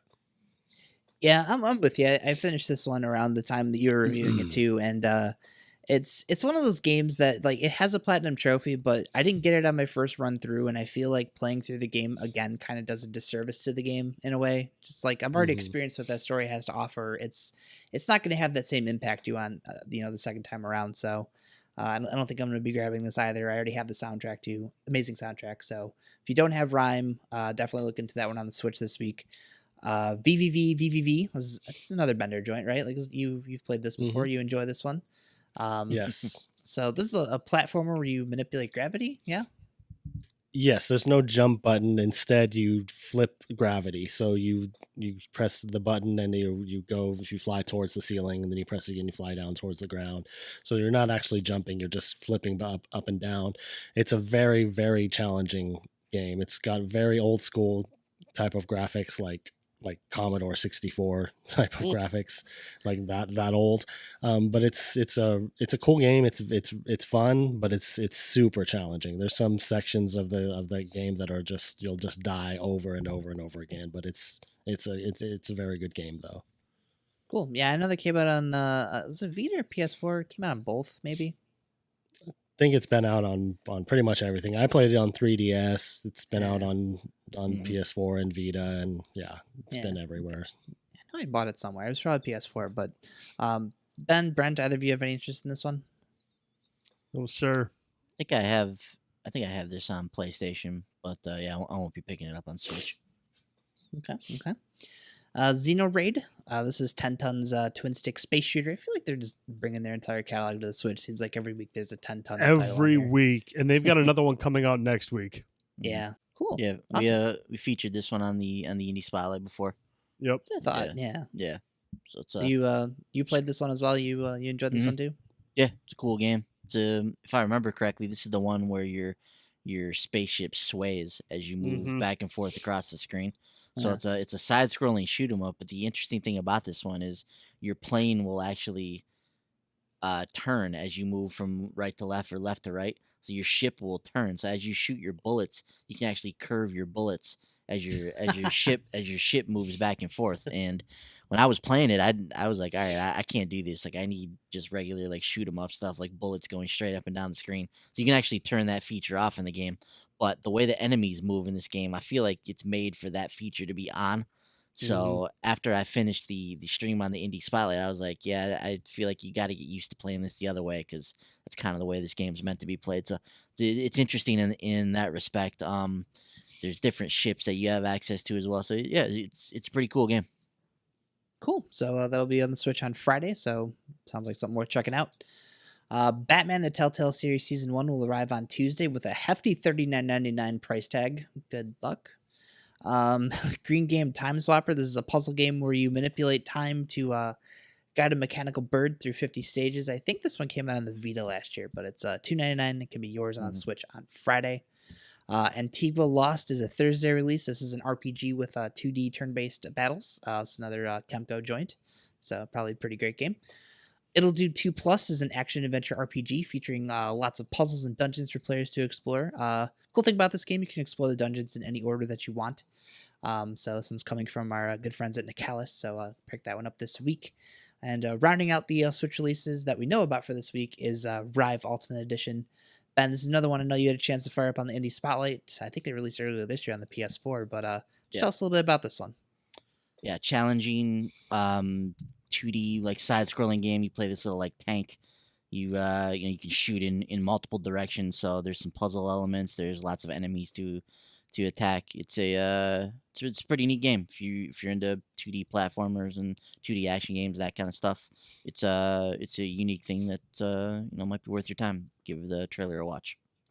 Cool. Yeah. So you can check out that archive on our YouTube channel, and if it looks cool, you can look for it on the Switch on Friday. The Wii U, what we missed last week, Lords of Thunder. I think this is a TurboGrafx 16 Virtual Console game for $5.99. As far as this week, I was walking through Best Buy and they just have a ton of Switches out there now, so maybe go pick one of those up. The 3DS, what we missed last week, Hiding Out. This looks like a very minimalist, like Bugs Bunny Crazy Castle-esque title where you're trying to find a picture of some robbers or something. I'm not really sure what the point of this game is, but love Crazy Castle. Yeah, it's one of my favorite Game Boy games. So, how about this gem? RTO. Reptile Takeover. So this is a side-scrolling first-person shooter survival game that has permadeath. Visually, it kind of looks like that Aliens vs Predators game on the Jaguar. So nice. I don't know. I don't. This doesn't look like something I'd have high expectations for, but it is only compatible with the new 3DS family of platforms. So cool. Bonds of the Skies is a $9.99 fantasy RPG. As far as this week, Pokemon Ultra Sun and Ultra Moon are both Friday releases. These will serve as extensions to the stories from the base games. I think they also introduced some more Pokemon. And this, as we talked about before, these are going to be the last Pokemon titles released on 3DS. So I assume, no doubt, going foot to the floor on that Switch title they announced at E3. So if you're a Pokemon fan, look for these on Friday. And Brent, before I hand it back to you, we got one PC release this week that we wanted to note, and that, of course, is Injustice 2. That will be available on Tuesday. So I don't know. I'm not really sure what to expect from that version. I assume they've delayed it this long. They probably didn't want another Mortal Kombat X scenario on their hands. So hopefully this one launches in good shape. If you end up picking it up, let us know what you think. Podcast@shortpause.com. But Brent, that's going to do it for the new releases, man. Thank you, Frankie. We're going to take a quick break. We've got some new music here from Rual Ethan, and we'll be right back.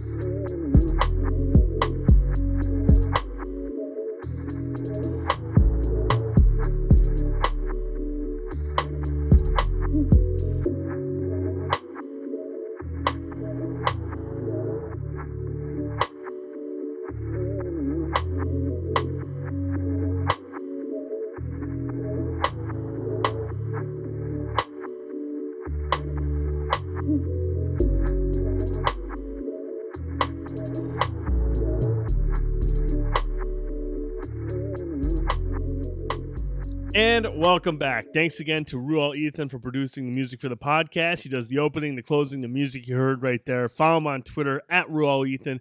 Check out his music on iTunes and SoundCloud.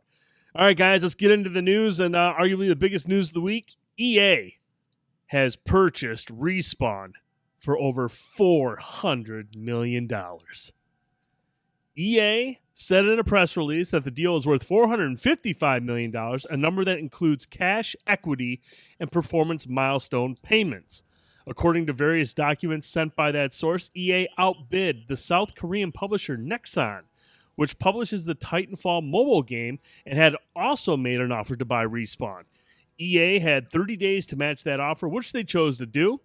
Respawn will also receive bonuses tied to Metacritic scores for both its upcoming Star Wars game and the unannounced Titanfall 3, according to that documentation.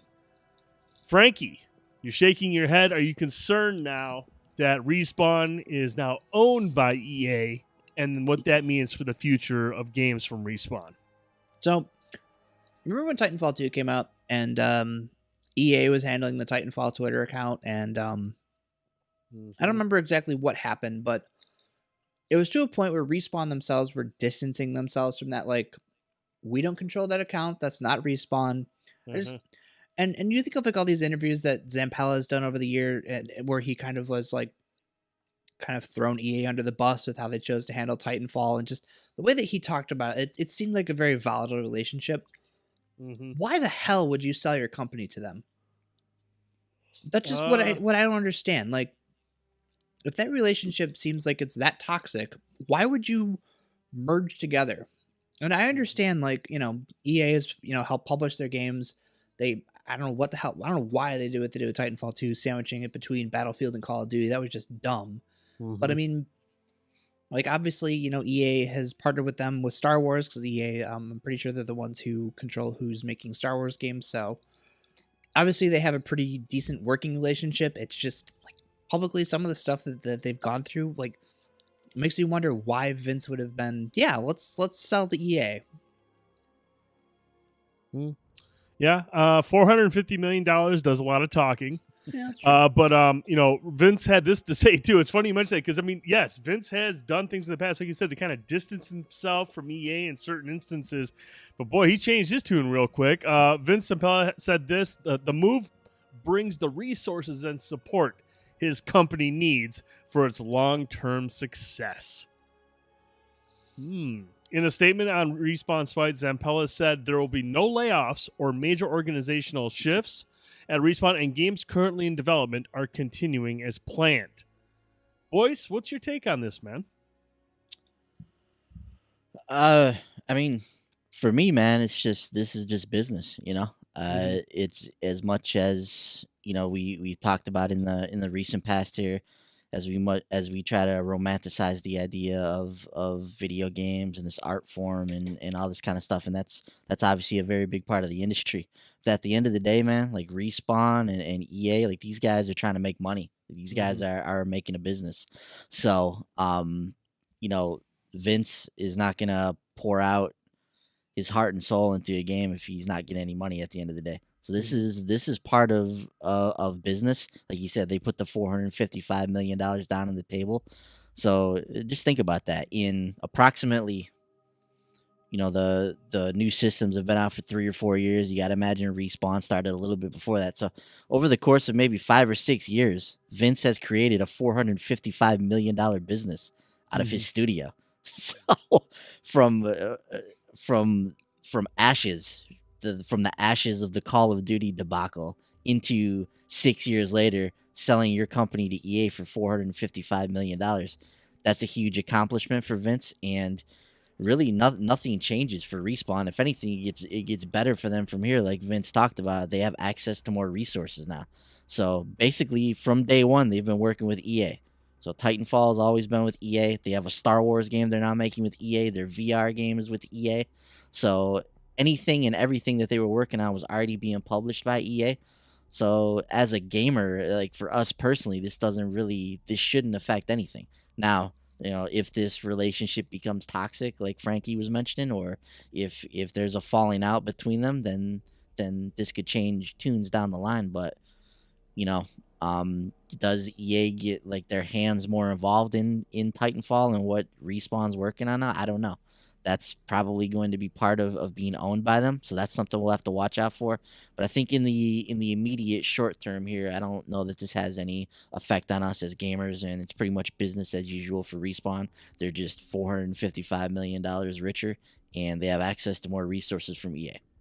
See, and I think God, I'm of two minds here. Like, there's concerns that I have, but I want to believe that EA learned their lesson. I mean, if you look at Titanfall 2, it reviewed incredibly well. Most of us here played it. We all really enjoyed it. It's a solid shooter, and it has a very good multiplayer as well.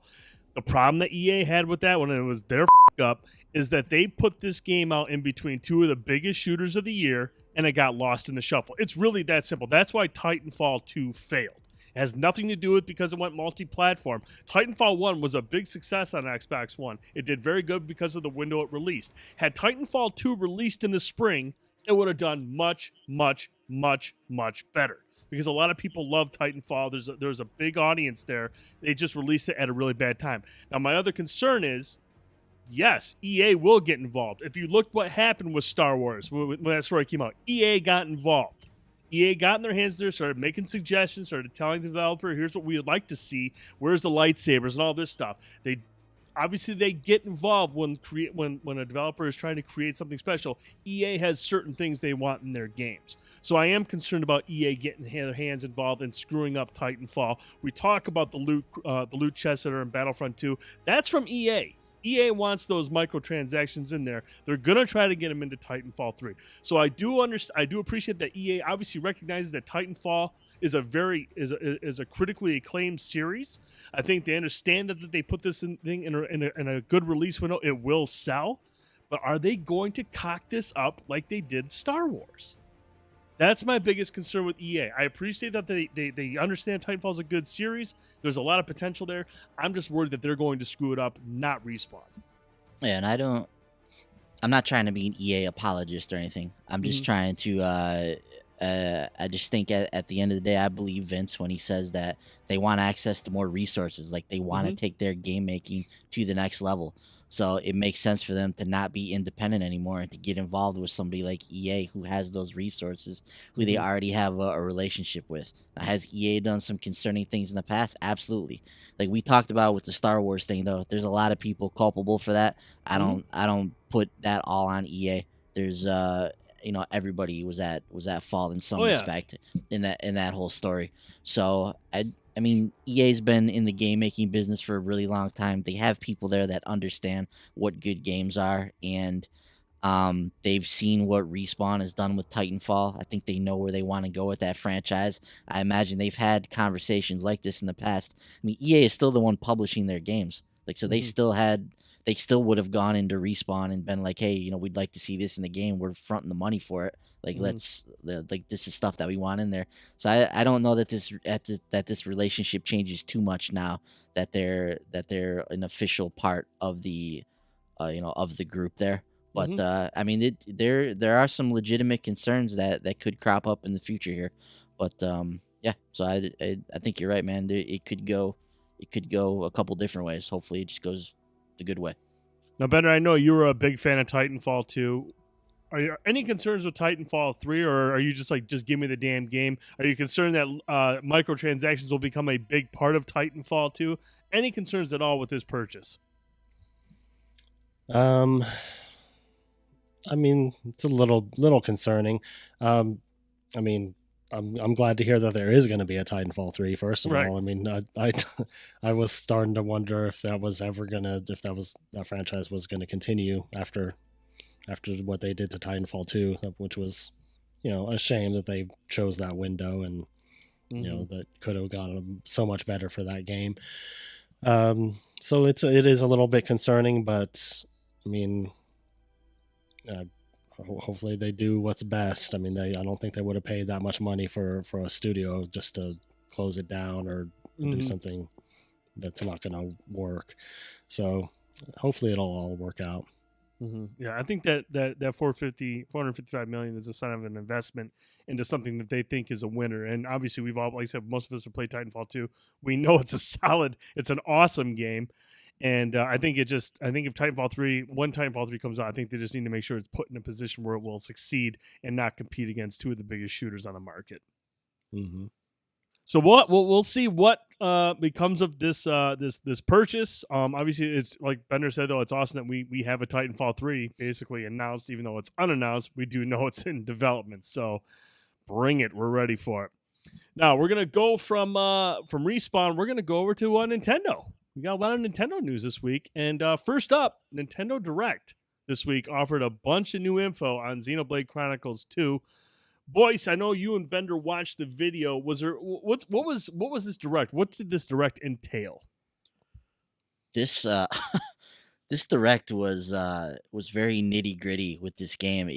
It went in depth with the combat system and how the blade system is going to work.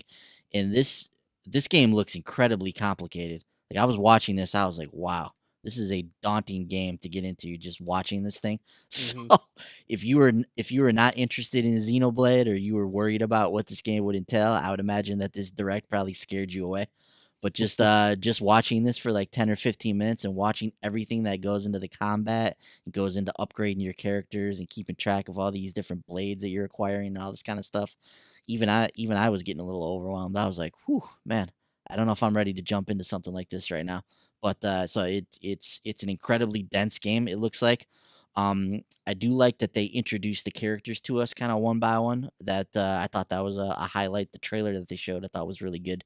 So we got to see a little bit of the characters. I'm really interested in the story of this game. I like the world that they're creating. I think that's the one thing about Xenoblade Chronicles 2. Like, I'm interested in this game. I have it pre-ordered. I've never played a Xenoblade game before, but I really like the things that I'm hearing about the story. I like this idea of people living on these like giant beasts, and that's kind of where civilizations are set up now at this point in the game. So yeah, there's some really interesting stuff in here. But Bender, I don't know what past Xenoblade games have been like, if they've been this complicated. But watching this one, man, I was taken aback. I was like, wow, this looks intense. There's a lot going on here.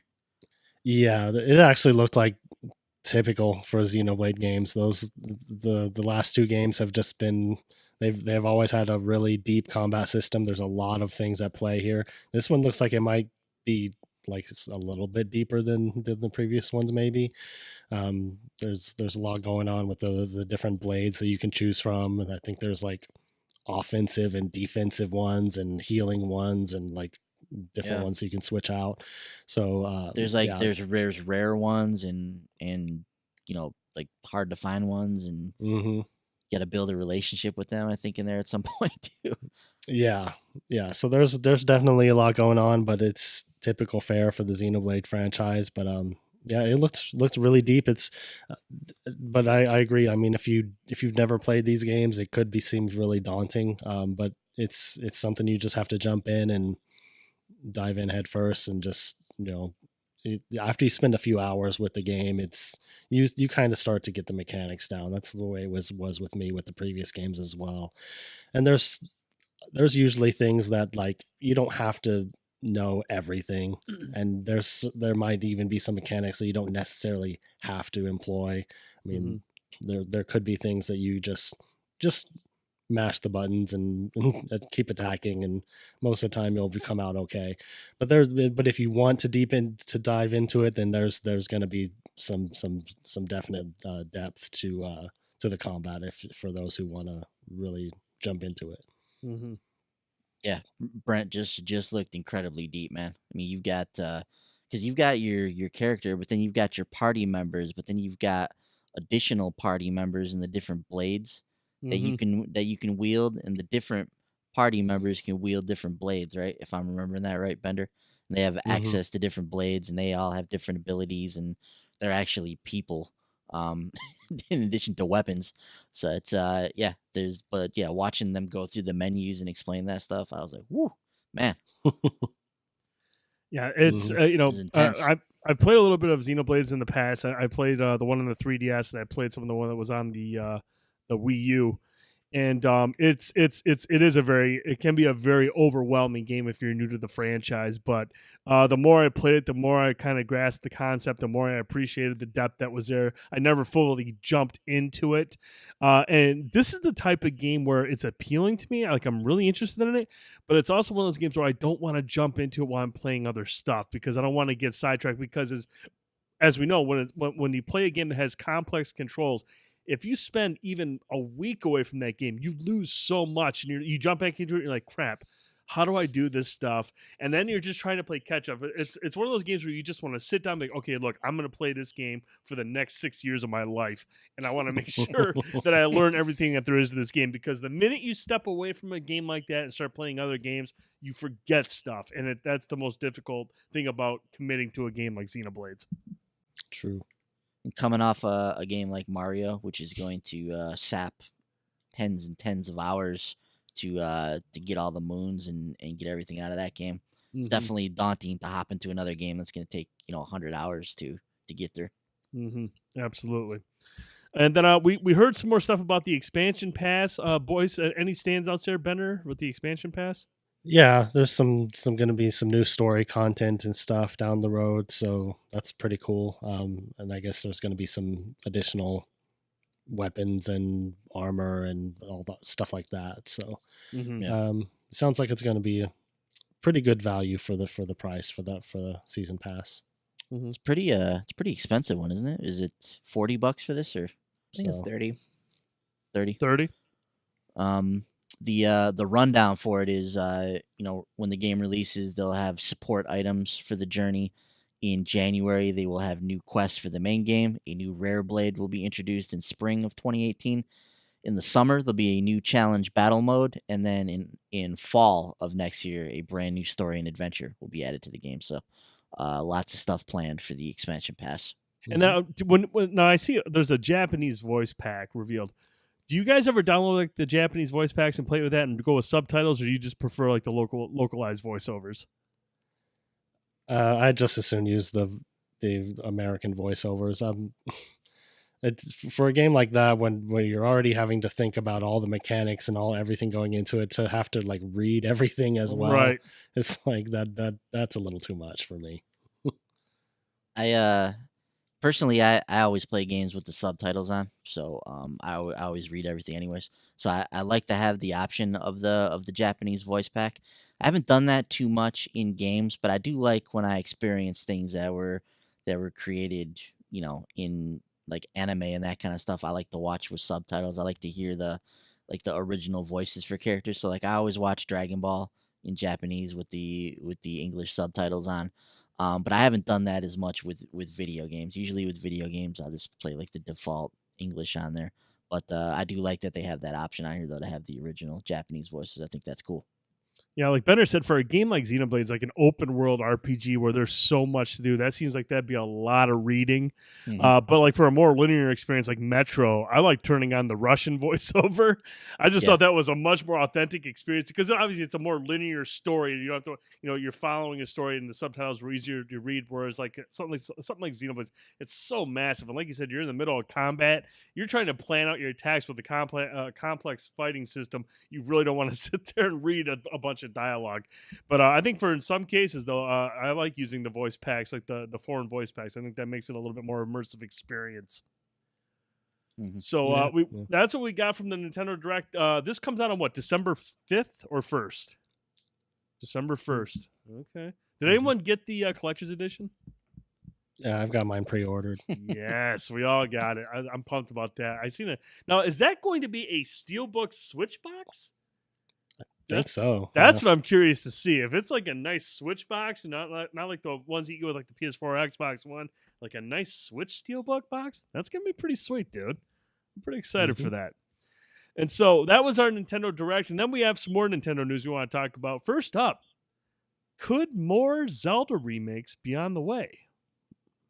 Hold on. Grezzo, the development house behind the 3DS remakes of Ocarina of Time and Majora's Mask, is recruiting for a new project utilizing Unreal Engine 4. The Japanese development team has posted an emergency recruitment notice on its company's website. The banner at the top translates to, "Would you like to make a Legend Together 2?" with the number 2. That 2 is in reference to the fact that Grezzo had previously used the same sentence when hiring the Majora's Mask 3D before it was officially revealed. The listing asks for C++ programmers with experience in Unreal Engine, as well as 3D character and map modelers, suggesting that the Legend project will be a 3D title made in Unreal Engine 4. Grezzo's founder, Koichi Ishii, directed Secret of Mana at Squaresoft. The series also used Legend as part of its titling in Japan. Some have also speculated that Grezzo could also be working to port the 3DS remakes of Ocarina of Time and Majora's Mask to Nintendo's latest console, the Switch. Bender, any interest in having Majora's Mask or Ocarina of Time on the Switch? Sure, why not? I mean, I would hope they'd be doing something new or something that they haven't already ported. But Right. I mean, if that's what they're doing, then that's cool. More games on the Switch, the better.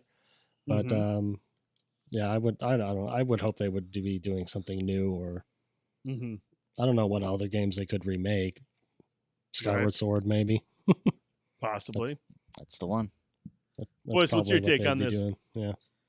Yeah, the thing in here is Unreal Engine 4. So I don't know that they would be porting the 3DS games over in Unreal Engine 4. That's like remaking the games completely, I guess. If they were to do something like that, I guess they could. But yeah, more likely this is something different, and it could be Skyward Sword. That's the only one that hasn't been remade for a more current Nintendo console yet.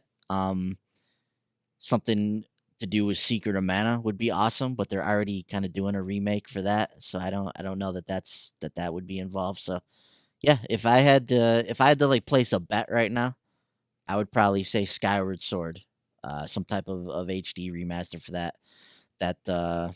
Obviously there's lots of opinions about that game and the motion controls and stuff, but I think that they could remake that game. It's an important game to the Zelda saga.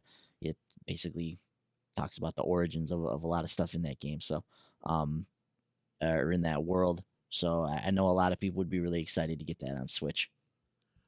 Frankie, you want to take a stab at what this is, or if there's something that you hope that it is? First of all, regarding the other two games, just put the damn virtual console games out. Put the N64 virtual console titles out, and I will buy those. I don't need remasters of those on the Switch. Secondly, I just want them to port over Wind Waker again, because the 3 million people who probably bought it on the Wii U, I'm pretty sure everybody would buy it on the Switch. Well, Frankie, have you seen? There's a video floating around out there of Zelda in Unreal Engine 4. I have not. Have you seen that video? So maybe watching that and then thinking about Majora's Mask or Ocarina of Time in Unreal Engine 4, that might prickle your beard a little bit, man. Definitely not Majora's Mask. That game sucks. But maybe not Majora's Mask. No, but Better does not agree. No. It's okay. JD tried to tell me it's a good game too, so whatever. But no, but I don't see a reason to remake Ocarina of Time at this point. Like there are other Zelda games I'd rather than port over than that one again. And like I said, I would rather just play the original version. Boys, we gonna get that virtual console sometime soon, dude. You don't even care anymore at this point, dude. You're just like, it's just who knows, whatever. Man. It's that to me was something that should have been ready at launch. It wasn't, so I don't know. I guess it's not a priority. I think Nintendo's still trying to figure out if they want to do it or not. I think they're trying to figure out other ways to make money. I have no idea what they're doing though, dude. Why wouldn't you do it at this point? You're getting millions of units out there. Just put the damn virtual console up. And that's the beauty of Nintendo. Nobody knows why. Those $10 downloads are a no-brainer for all of us. Ben's gonna go out and max out his credit card buying old Nintendo games the day that thing goes up. They don't care. I would, yeah.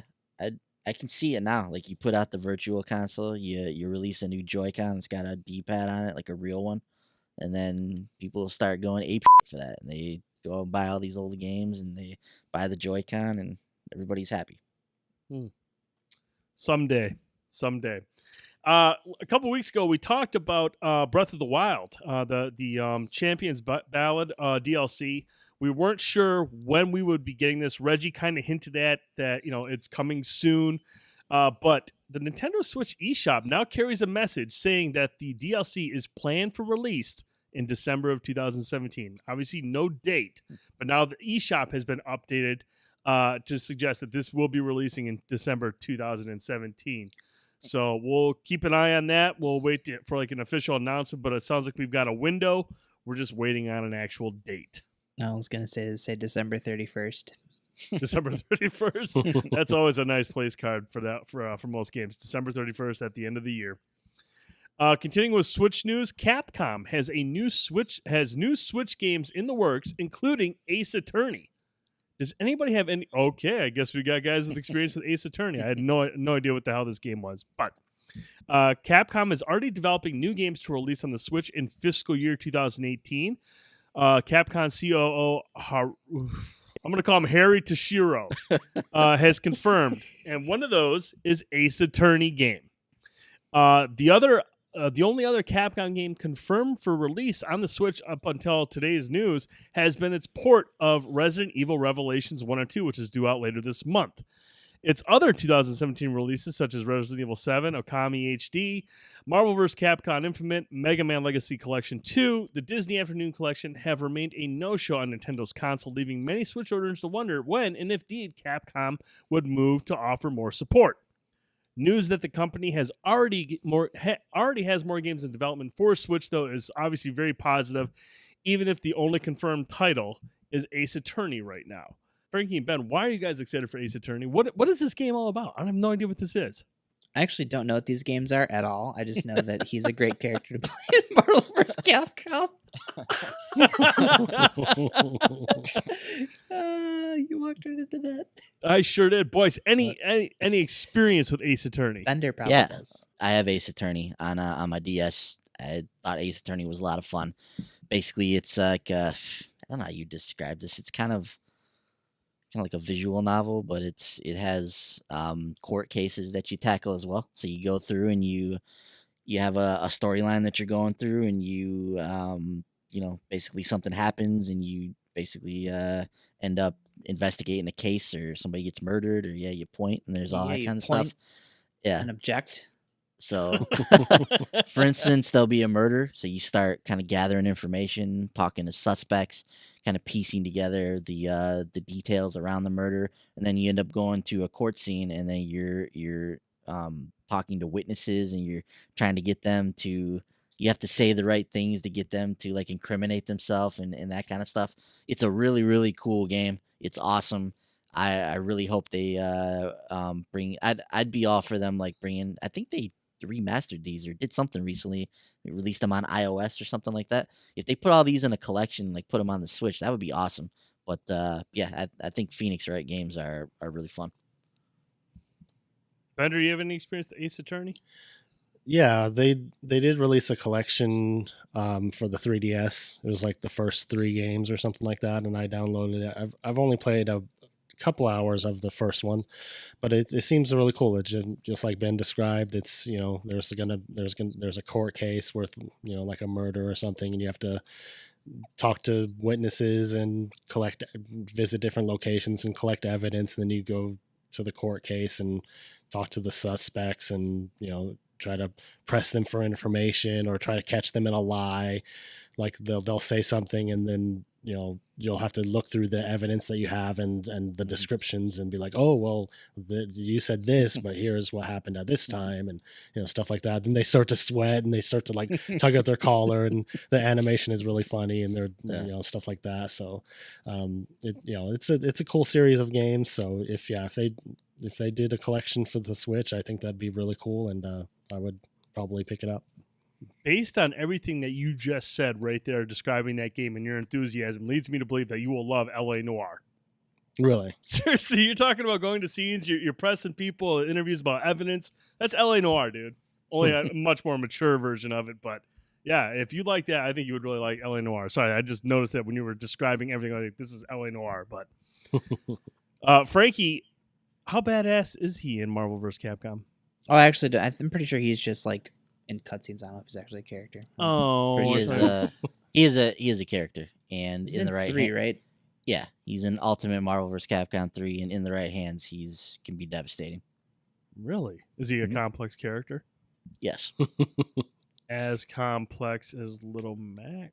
Just as complex. Yep. Oh, man.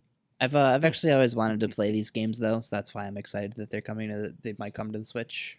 I should just pick them up on the 3DS, but at this point, I'll play them on the Switch first. So We Well, there you go. know we know Capcom is committed to remastering their old titles and finding new ways to bring those out. So I think that bringing those games to the Switch is a definite possibility, as well as it could just be a new game in the series. But yeah, I'd like to see them bring the collection over. I think that'd be a lot of fun. Cool. Well, hopefully you'll have that opportunity. They're perfect for the touchscreen too. So they Oh, work out good for that. Do you guys use a lot of the touchscreen on the Switch? I think of all the games I played, I don't ever touch the screen. I don't do Thimbleweed any. Park.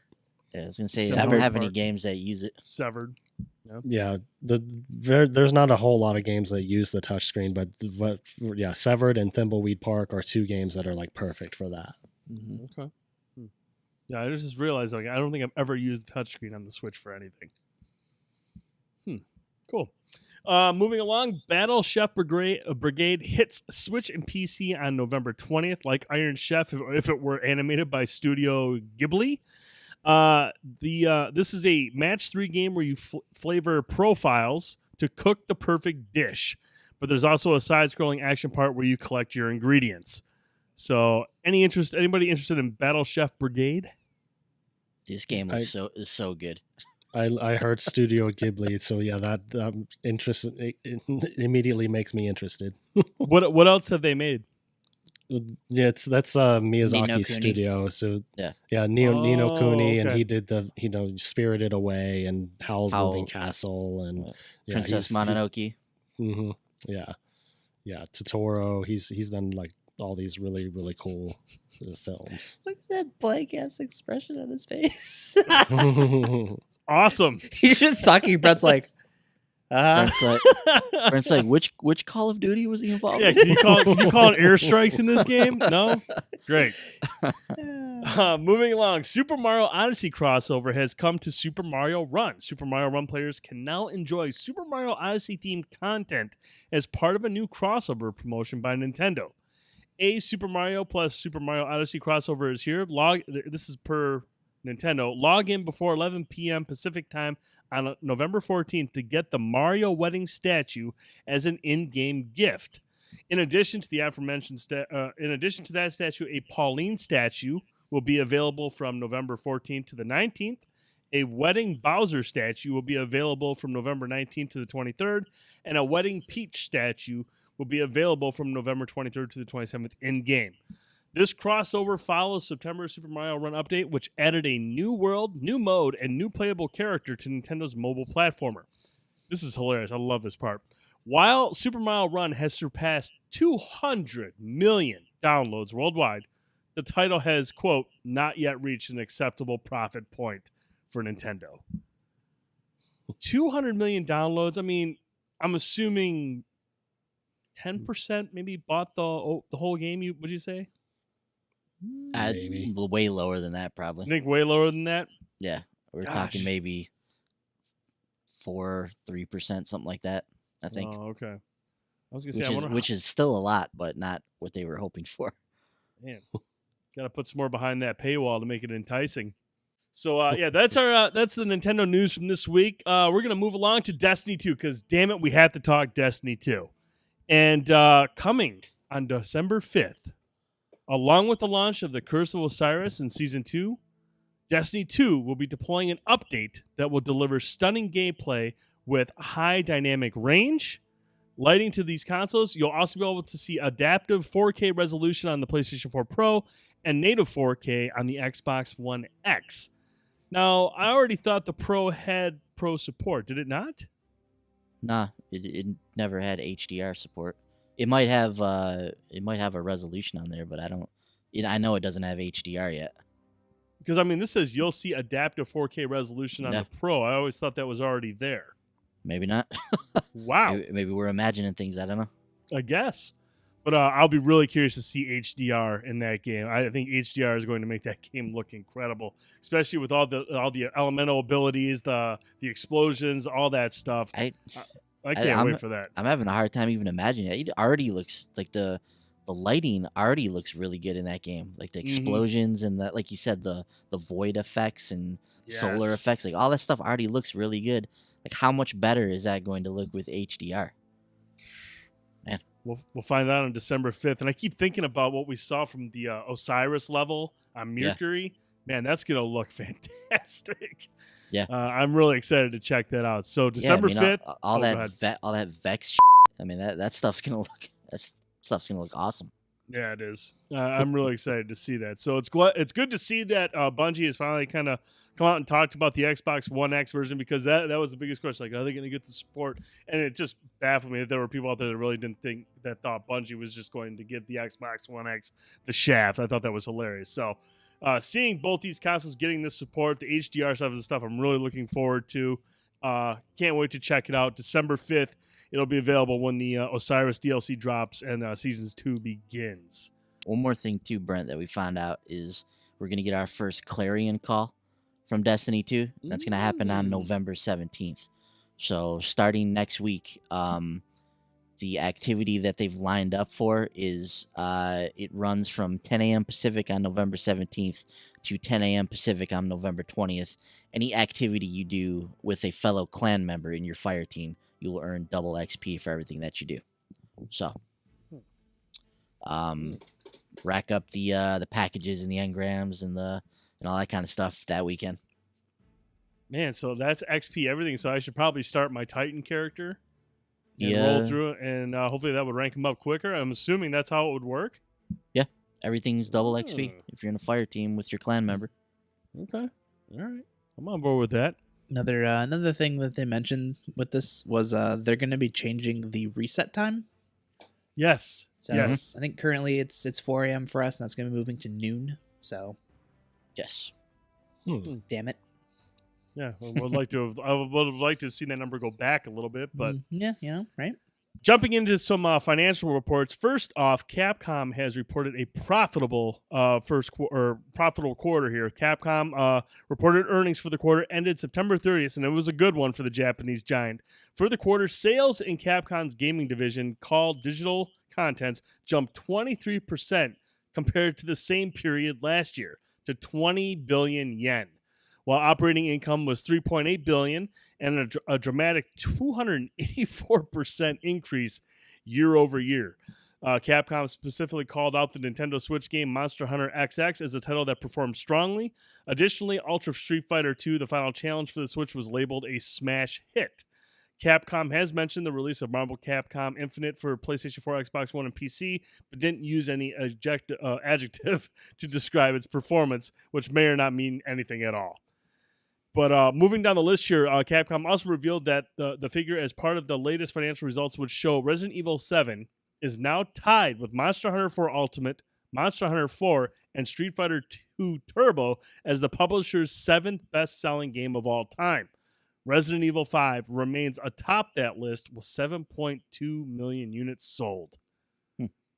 Resident Evil 5 is underrated, man. I thought that game was actually really good. Damn right it was. It was actually a really good game. It was good. The cooperative elements was really strong. Yeah, co-op was really, really good in that game. Mm-hmm. One of the things that they mentioned in this report was that Marvel vs. Capcom Infinite has shipped 900,000 copies during the quarter. So this game released at the end of the quarter. It was only out for 10 days or 9 days at the end of the quarter when it released. So to see that game has shipped almost 1 million units is really, really good to see. We talked about, the budget for that game and all that kind of stuff that went into it. So this has been a good release for Capcom, and hopefully that means good things for the future of that franchise. But I was really happy to see that. The other thing too on the backs of this is there were some whispers a month back or a few weeks back about people looking into buying out Capcom. So it's good to see that they had a really good quarter, and hopefully moving forward, Resident Evil 7 is going to get a gold edition. That game's going to continue to sell. They're going to keep putting out games on the Switch. I would imagine that Monster Hunter Double Cross is going to come west. I don't see any reason why they wouldn't bring that over here. So I would imagine that would come over at some point. And they've got some good games in the pipeline, and with the things they're going to continue doing with their fighting games, with Street Fighter, with Marvel vs. Capcom, I think they're in good shape. But I was happy to see the Marvel number in there. Moving on over to Take-Two, GTA 5 is officially the highest selling game of all time. Shocking. Grand Theft Auto 5 has shipped 85 million copies. 85 million copies. What's shocking to me is that this game just now became the best selling game of all time. I thought we had long passed that threshold, but Right. I guess not. According to the publisher, citing the MPD Group during its latest earnings report, Grand Theft Auto 5 is now the U.S.'s best-selling video game ever in terms of units sold and revenue. MPD says this is based on physical and digital sales across all platforms. Take-Two last reported Grand Theft Auto 5 sold in 75 million copies, meaning it has shipped an additional 10 million units since February. 10 million units since February. And you just told me that last Marvel vs. Capcom shipped 900,000 in 10 days. This thing has sold 10 million units since February. 10 million units and it's 4 years old. Yeah. Despite initially being released over 4 years ago, Rockstar's hit open world game continues to appear on MPD's monthly list of best-selling games in the U.S., most recently charting 7th in September. According to Take-Two CEO Strauss Zelnick, GTA 5 has been on 42 out of 50 NPD monthly top 10 charts. 42 out of 50. The most appearances of any single game on the NPD rankings. So, wow. Is it just me or does Strauss Zelnick sound like a Bond villain? Yes, he does sound like a Bond villain. And now Take-Two also announced that they will be featuring microtransactions in all future games. Shocking. Like nobody saw that coming.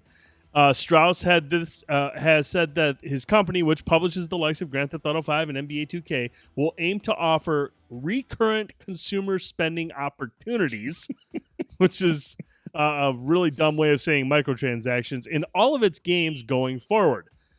Zelnick explained that we aim to have recurrent consumer spending opportunities for every title that we put out at this company. It may not always be an online model. It probably won't always be a virtual currency model, but there will be some ability to engage in ongoing basis with our titles after release across the board. Zelnick says the recurrent consumer spending accounts for 42%. That's of Take-Two's earnings in the last quarter. 42% is from microtransactions. He calls it a sea change in our business and transformative. The business, once upon a time, he explains, was a big, chunky opportunity to engage for tens of hours or perhaps hundreds of hours. That has turned into ongoing engagement. Day after day, week after week, you fall in love with these titles and they become a part of your daily life. One of the things we've learned is if we create a robust opportunity and a robust world in which people can play delightfully in a bigger and bigger way, that they will keep coming back. They will engage, and there is an opportunity to monetize that engagement. There's a lot of room for growth. This is just the beginning. So, Frankie, GTA, 42% of its income is in the last quarter was off of microtransactions. What are your thoughts on that? Not at all surprised. I know from when I had worked at GameStop, I know that the virtual currency for NBA and shark cards for GTA, like those things, people come in and buy those all the time. So that's just people going to a store. Imagine the people who are at home on their consoles with your credit cards on, Xbox Live and PlayStation Network, just buying currency left and right. I'm not surprised at all by it. Ben, we're on Twitter. We see people talking about microtransactions and saying, "Don't buy them; they'll go away." These aren't going away, dude. No, as we've talked about a lot on the show recently, these publishers are trying to find a way as these games become more and more expensive to figure out how to do this recurrent consumer spending opportunities, as Strauss puts it, to try and keep people engaged with their game and keep the money flowing so that they can keep developing these bigger and bigger games. Now, this is a completely different ball game though with GTA and with Take-Two. With Grand Theft Auto and with NBA 2K. These are two of the biggest franchises in the world that bring in money hand over fist. So to think about the amount of games that they sell, we just talked about since February, Grand Theft Auto 5 has shipped 10 million units. So let's just say in this last quarter, there's maybe half of that. So 5 million units they shipped of GTA 5. who knows, probably a similar amount that they've shipped of NBA 2K, if not even more.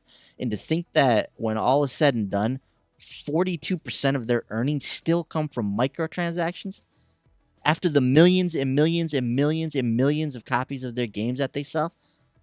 That's an inordinate amount of money that they are raking in with microtransactions. It's insane. So there's no way in hell that those are going anywhere. People are obviously just spending ridiculous amounts of money on this. People are engaged in these games every day. Grand Theft Auto Online has been an incredible boon for them. It's kept this game in the headlines for 4 years in running, and it's kept it in the NPD list. So people just keep playing this game. They keep spending money. And of course, they're going to want to bring this into all of their titles now. They see what's happening in two of their biggest games with NBA 2K and Grand Theft Auto 5. So, like you said, man, like we talked about at the beginning of the show, like we alluded to, like these microtransactions, they're just going to keep showing up in more and more games because people keep on buying them. They're not going anywhere anytime soon. And it's really, like we mentioned on a previous podcast, the path of least resistance for these developers to get more money out of the consumers and recoup some of these development costs on these big AAA games.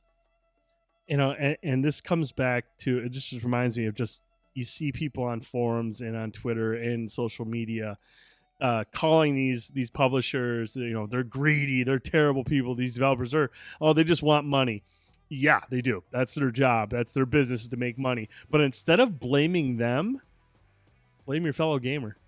Because obviously 42% of Take-Two's income is from gamers spending money in game. Don't blame them. Don't blame the publishers for being a business. Yeah. Blame the gamers who are feeding into it. Gaming's a business, dude. We've been talking about this for weeks now. This is a business. This is how these people make money and how they run their company. This is all about finding ways to get money in. And you know what sometimes people don't realize is we're reading excerpts from a financial investors call, like talking with people who they're talking business with. So of course they're talking about numbers and they're talking about ways to increase spending. That's what the whole call is about. This is a financial call. This is not Strauss Zelnick talking to his fellow gamers. This is him talking to investors, talking business. So of course this is what they're going to discuss on here. This is business. Mm-hmm. So I mean, it's just crazy. I mean, Bender, do you take offense to microtransactions? And I mean, do you see these going away? I mean, when you hear numbers like this from this Take-Two call, is it just mind-boggling to you? Yeah, it's pretty crazy. Unfortunately, I don't see them going away. Not if they keep making all this money off of microtransactions and stuff. Yeah, they're going to do what's going to be most financially make the most financial sense for them. So as long as people keep paying money for these microtransactions, it's not going anywhere. That's just the unfortunate reality. As long as they don't get too gross with it, and you know, as long as it's not like a pay to win type thing, I think it's gonna be. I don't have any like moral objection to them as long as it's nothing, you know, to like I said, like pay to win or anything like that. So right, like Battlefront 2. Got it. Yeah. Well, that remains to be seen. Hopefully, it's not too bad in that game. I really hope it's not. You know, I just like it. I was a part of the problem for a while. Clash of Clans. Yeah, a lot of. I've sunk a lot of money into Clash of Clans back in the day. I've heard you single-handedly funded their Super Bowl ad last year. No, but I always made sure my squad had the best hogs, and that was my job with our clan. I supplied the best hogs. So it's funny you mentioned Clash of Clans too, Brent, and that's kind of where all this started, and some people saw the writing on the wall with this in the mobile space. So as the free-to-play games started coming up on the mobile scene, and they started to see some of the revenue streams that were coming in from those games on mobile, like that revenue model started to creep into console gaming. And now we're at the point now where, you know, it's being utilized not only in free-to-play games, but it's being utilized by developers to make these big AAA games and to get more money out of the consumer. So it's kind of the writing's been on the wall for a while now, and yeah, I think you can trace it all back to the App Store and with the stuff that was going on there. So thanks, buddy. Thanks for all that you've done, and and this is all your fault. Is basically what I'm saying. Hey, the vocal minority is letting everyone know the silent majority is out buying microtransactions. So is what it is. Speaking of we'll stay with Take-Two a little bit longer. They are hinting at a new entry in a major franchise. In this earnings call, in addition to Red Dead Redemption 2, Take-Two will be launching a new entry in one of 2K's major franchises in its next fiscal year. The publisher made the comments in this report when discussing what to expect from the company moving forward. Strauss Zelnick again, this is what he had to say. Looking ahead, we expect fiscal 2019 to be a record year for net bookings and net cash provided by operating activities led by the upcoming launches of Rockstar's Red Dead Redemption 2 and a highly anticipated new title from one of 2K's biggest franchises. The fiscal year 19 would obviously fall between April 2018 and March 31st, 2019. I mean, this is got to be Borderlands 3, right?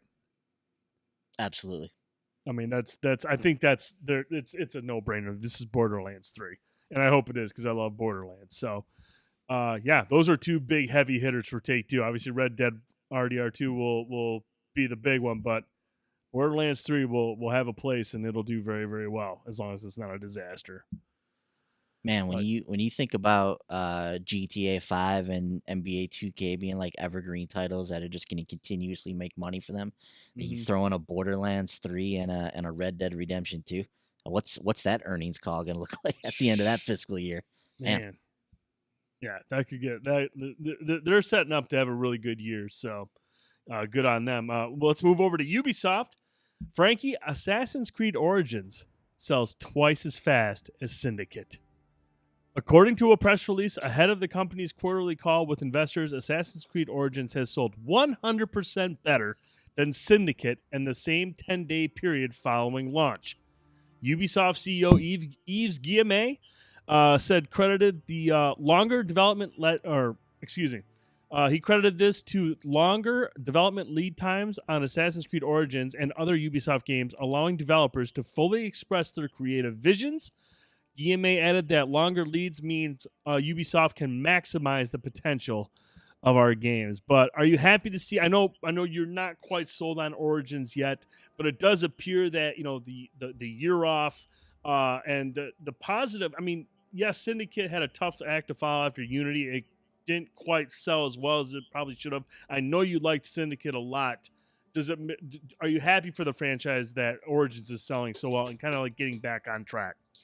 Absolutely, yes. I love Assassin's Creed. Like you said, I do intend to get back to Origins at some point in time, and I really do. I really want to love that game. Everyone playing it is loving it. I've seen people ranking Assassin's Creed games. People like me who loved 2 Syndicate, like those are their favorite games. Origins is creeping up on their list as well. So I do. I hope I pull 180 on that game and end up loving it. But I think comparing it to Syndicate might not be like the best strategy for them because that game it didn't do well because following Unity, people were too skeptical to buy another Assassin's Creed game. So it's going to do better than anything, like giving it a year off. So that's not even, I don't know why they would even bother bringing that up, but it's not surprising. And another franchise that's benefiting from the previous year's kind of a folly is Call of Duty. World War II launch sales have doubled Infinite Warfare's in just 3 days. I mean, wow. Call of Duty World War II has sold twice as many units in its first 3 days of release than last year's Infinite Warfare did in the same period. Activision revealed that Sledgehammer Games' new first-person shooter earned over $500 million in sell-through globally within its first 3 days on the market. According to the publisher's estimates, Call of Duty World War II sales topped the 3-day openings of Thor Ragnarok and Wonder Woman combined. So, doing very, very well on that front. The franchise's return to World War II also saw the highest total connected users on current-gen consoles and PC in the franchise's history and is now the best-selling digital full game on PlayStation 4 on its launch day. Man. That's back-to-back months for them. Yeah. So They literally just broke the record with Destiny 2, and now they broke it again with Call of Duty. We know how many copies Destiny 2 sold. So how many? Well, we don't know, but we know it sold a lot. right. So how many copies did Call of Duty World War II sell on its first day? That's it's millions and millions we're talking there. Yeah. And that's exactly, I mean, I think that's what we all expected with them returning to World War II, that boots on the ground gameplay. That's what everyone wanted from the Call of Duty franchise. All the Call of Duty fans in the world, just get us back to World War II, get us back to boots on the ground, back to the roots. And it's paid off in dividends. I mean, a lot. This game has done very well, and that's just like the first couple of days. It's interesting to see where World War II lands on the list of great Call of Duty games, in the months coming up. But for all intents and purposes, this thing is doing very, very well. It's been a hit with like the casual Call of Duty fans too, the people that pick the game up every year that are interested in the franchise. They might not be hardcore gamers, but they play Call of Duty every year. Like they're excited to get back to World War II. I've been talking to a lot of them, and there's a palpable buzz there. Mm-hmm. And it's probably best that they stuck with World War II because Sledgehammer Games initially wanted to make Advanced Warfare 2. Sledgehammer Games originally wanted to make this game before Activision executive asked them to take on a real-life history instead. Speaking to Newsweek, Activision CEO Eric Hirschberg explained that Sledgehammer really wanted to make Advanced Warfare 2, but added that the publisher had seen the increasing calls from fans to return to the series' roots and head back to the 40s.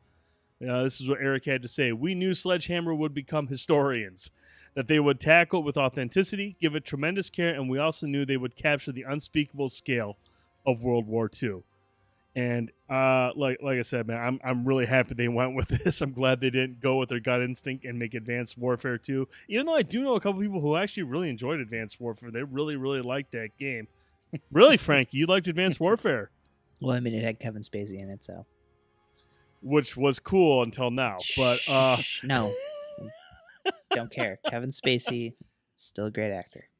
There's his talent is obviously there, but I actually watched what was the movie I just watched the other day? The Ref, one of my favorite Christmas movies, and it was kind of difficult to watch. It was kind of a bummer considering all things considered. But yeah, that's always kind of been the thing with him too. Is he's always played villains a little too well, Yeah, and it's funny. My wife said the same thing. She goes, "You ever notice that Kevin Spacey's kind of creepy in all his movies?" And now he's kind of like creepy in real life. I was like, oh, man. I guess his characters were just a little too real. Mm-hmm. But no, so congratulations to Sledgehammer and Activision. I mean, back-to-back big hits like Boyce, you said. Destiny 2, off the charts. Call of Duty World War II, off the charts. Activision's got back-to-back home runs there. And unfortunately, we have to talk fighting game news. But I am interested in the Injustice 2 stuff because it's actually pretty sweet. Go ahead, boys. Injustice 2's Fighter Pack 3 was officially revealed yesterday as we're recording this. And so we knew that Adam was going to be in it. Then we found out that the Enchantress was going to be in it. So this is one of DC's mystical characters. She's involved with Suicide Squad and Justice League Dark. So she was revealed. She looks awesome. Looks like she's going to be a lot of fun. And then, at the end of the trailer, we find out who the third character is going to be. And it's not just a character, but it's characters. So we see a guy in a trench coat walking down an alley, removes the trench coat, and we see the Ninja Turtles are in Injustice 2. So not just one of them, but all four of them are in there. So, we were talking a little bit before the show, Frankie, and how they've done these packs in the past. They've always been packs of 3 people. So I have to imagine that the Ninja Turtles are going to be fighting as a group. So I don't know if you'll be able to switch between them on the fly, or you'll be able to call in your brothers as assist characters or assist moves. We haven't seen any official gameplay from the Ninja Turtles yet, but now I'm super curious to see how that they're going to fit these in and how they're going to play out. Like I said, they've always advertised the Ultimate Edition or the character packs as 3 characters, and that there would be 9 additional characters with the Ultimate Pack. So I don't anticipate this being all 4 Ninja Turtles as playable characters. But I don't know. What do you think, man? The room was hype when they revealed the Ninja Turtles at the it was part of the Injustice World Championship. So it was really fun to watch the room react to it. But but this is a sweet development, definitely unexpected. The Ninja Turtles are, of course, their roots are in comic books, so it's cool to see them in a game like this. What'd you think, man? Really excited. I don't remember which movie it is, but there's that GIF with Will Ferrell all like hyped and like punch in the air. I was like, that was me when I saw the Ninja Turtles. I was like really, really excited. I showed Jen the trailer when she got home. She loves the Ninja Turtles, so she's happy to see them in Injustice as well. So I can't wait to get in there and try those guys out, man. It's gonna be a blast. It's just seeing how they've done the DLC. I want them to just keep pumping out Injustice 2 DLC at this point. Just keep giving me more characters. I'll give you guys more money for another season pass at this point. Man.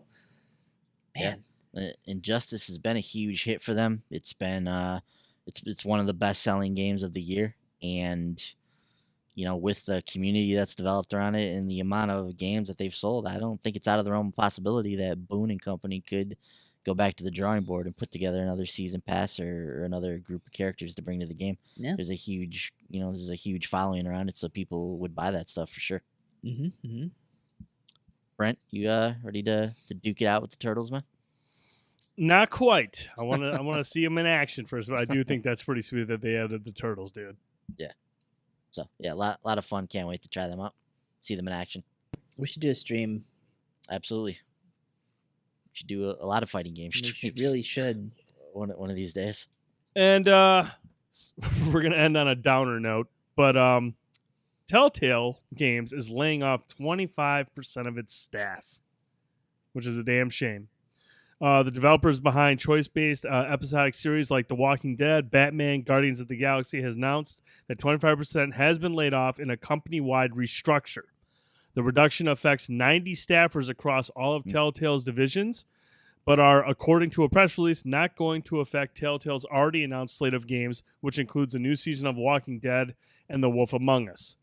In a statement made from the company, they said this: the decision is designed to make the company, a leader in player-driven narrative games, more competitive as a developer and a publisher of groundbreaking story-driven gaming experiences, with an emphasis on high quality in the years ahead. Telltale will, according to the announcement, also move internal development over to more proven technologies that will fast-track innovation in its core products, but it is unclear what specific production changes will be made. This is from Telltale CEO Pete Hawley. I'd like to express our respect for all the contributions that these incredibly talented artists, storytellers, and more have made to this company, and that this decision is no way a reflection of the quality or dedication of their work. He also elaborated that the goal of this restructure was to produce fewer, better games with a smaller team. So, boys, obviously it's never good to hear this, especially from development studios as prolific as Telltale Games. What's your take on this, man? Yeah, this one surprised me. Out of all the companies out there, I thought Telltale was in very good shape with everything that they were doing. They've got big time licenses now with Batman and The Walking Dead and Guardians of the Galaxy and Game of Thrones. Like they've got all these like big time licenses, so you just assume that they're bringing in like big time money to pay for these big time licenses. Minecraft is in there as well, so they've got a lot of stuff that they're working with. And I think the key though is that last statement you mentioned there. The goal of the restructure is to produce fewer, better games with a smaller team. So it sounds to me like they may have stretched themselves a little bit thin. And it was a concern that that many of us have had over the years, as we just saw Telltale continue to add properties and continue to pump these games out. I mean, I don't know how many games they're pumping out on a yearly basis now, but it's no longer special when a Telltale game comes out. They come out all the time. There's tons of them. So it's and while there's not many people that do what they do, there's just so many of them now that people just they just take them for granted, I think, and they're probably not buying all of them the way they were before. So after that first Walking Dead hit and the success of that, and then the next one came out and that was like kind of the only thing that was out, then you would buy that one. Or when The Wolf Among Us came out, like these were like newer properties at the time, but now they're releasing a game and there's multiple games going on at once. Like right now we've got Guardians of the Galaxy, Minecraft, Walking Dead. Like this is all going on all at the same time. So it becomes difficult for people to keep up with all of this, and then when you don't release the episodes on time, that compounds the situation.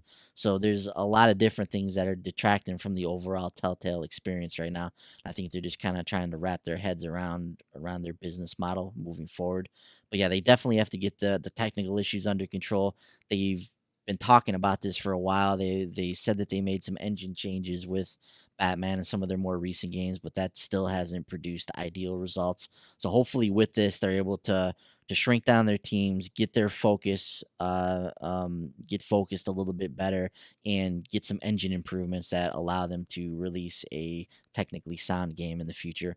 Obviously, our thoughts go out to everybody that's been affected by this, but 25% of the workforce, which amounts to 90 people, is huge. That shows us just how big Telltale's gotten.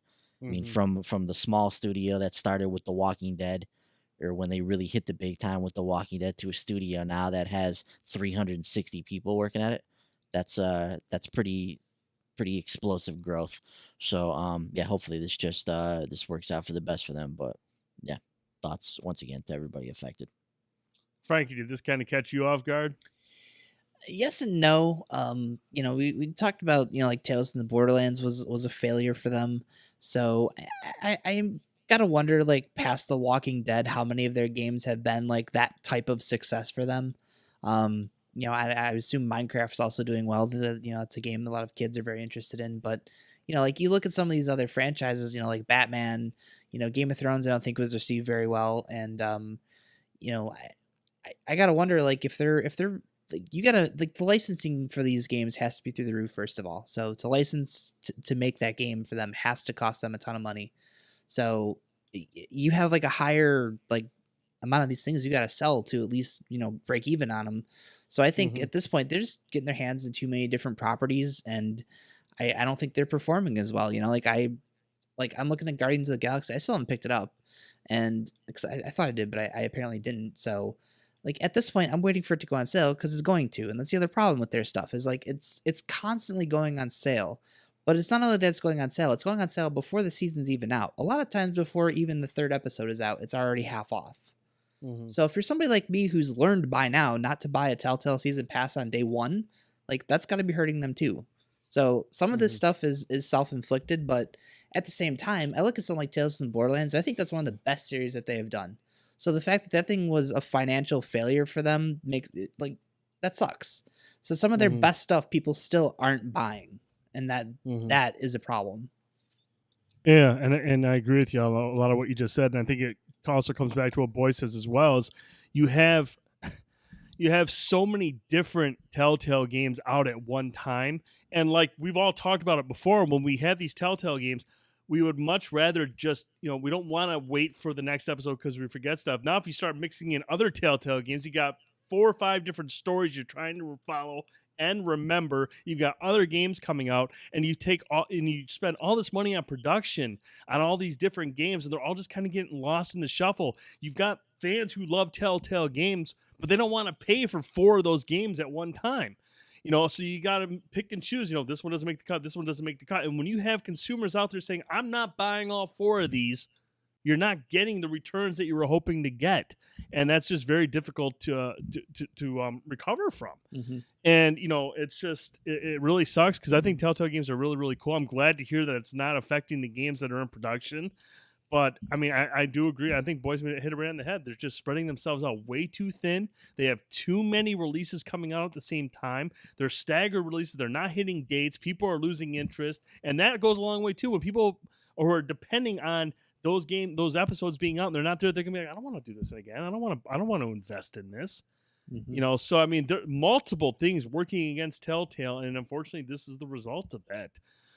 Bender, I know you're a big fan of Batman, but I know you're a big fan of Telltale games in general. How does that make you feel when you sit there and you have so many different Telltale games out and they're staggered, and you got one releasing this week and one coming out next week for another game? I mean, does that overwhelm you? Yeah, it does. And then when you actually play these games, and sometimes they're broken or they have some sort of jankiness to them, you stop and think like maybe they should make fewer games and focus on the quality of the games that they are making. So hopefully this will be a good thing in the long run, and they'll be able to really focus on that, and maybe even rebuild their engine so we don't have like eyeballs and teeth running around without bodies. Um, so I mean, it sucks that they had to lay people off, but I mean, hopefully it'll lead to some good things or good games or a better engine or something. So we'll have to wait and see, I guess. Yeah, hopefully everyone lands on their feet. I mean, that's the one thing I love about the industry is how quickly something, when this gets announced and you see all these other developers say, "Hey," there was one I can't remember who wrote. They go, "Hey, Telltale, we like to tell tales as well. So if you're looking for work, come join our studio." And I just think that's awesome when you see the industry kind of come together and make sure people have places to work when these kind of things happen. But yeah, hopefully everyone lands on their feet, and I'm sure Telltale will recover from this. And everyone's anticipating The Wolf Among Us. I mean, I can't wait for that second season. So they'll be fine, but it is unfortunate when these sort of things happen. But that's just the nature of the beast. One more thing about this, Brent, is I'm curious. Does this mean that Telltale will revisit their pricing model moving forward now? Like we just talked about how everybody likes to play their games when they're already out.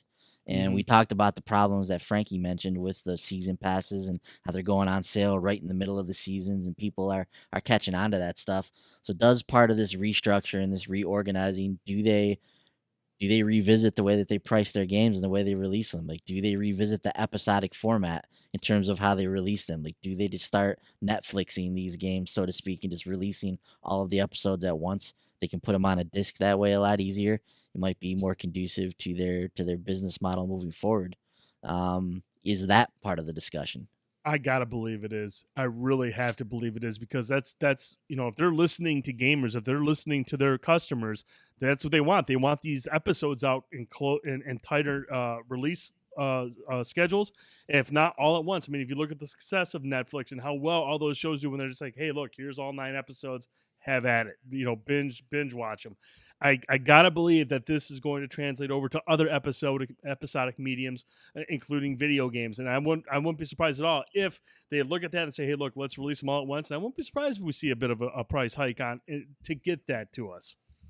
Like, how much more enticing is that season pass when you buy it, everything's available? Oh, dude, incredibly appealing. I mean, Benner, I know he'd be hyped about it. I know Frankie be hyped about that.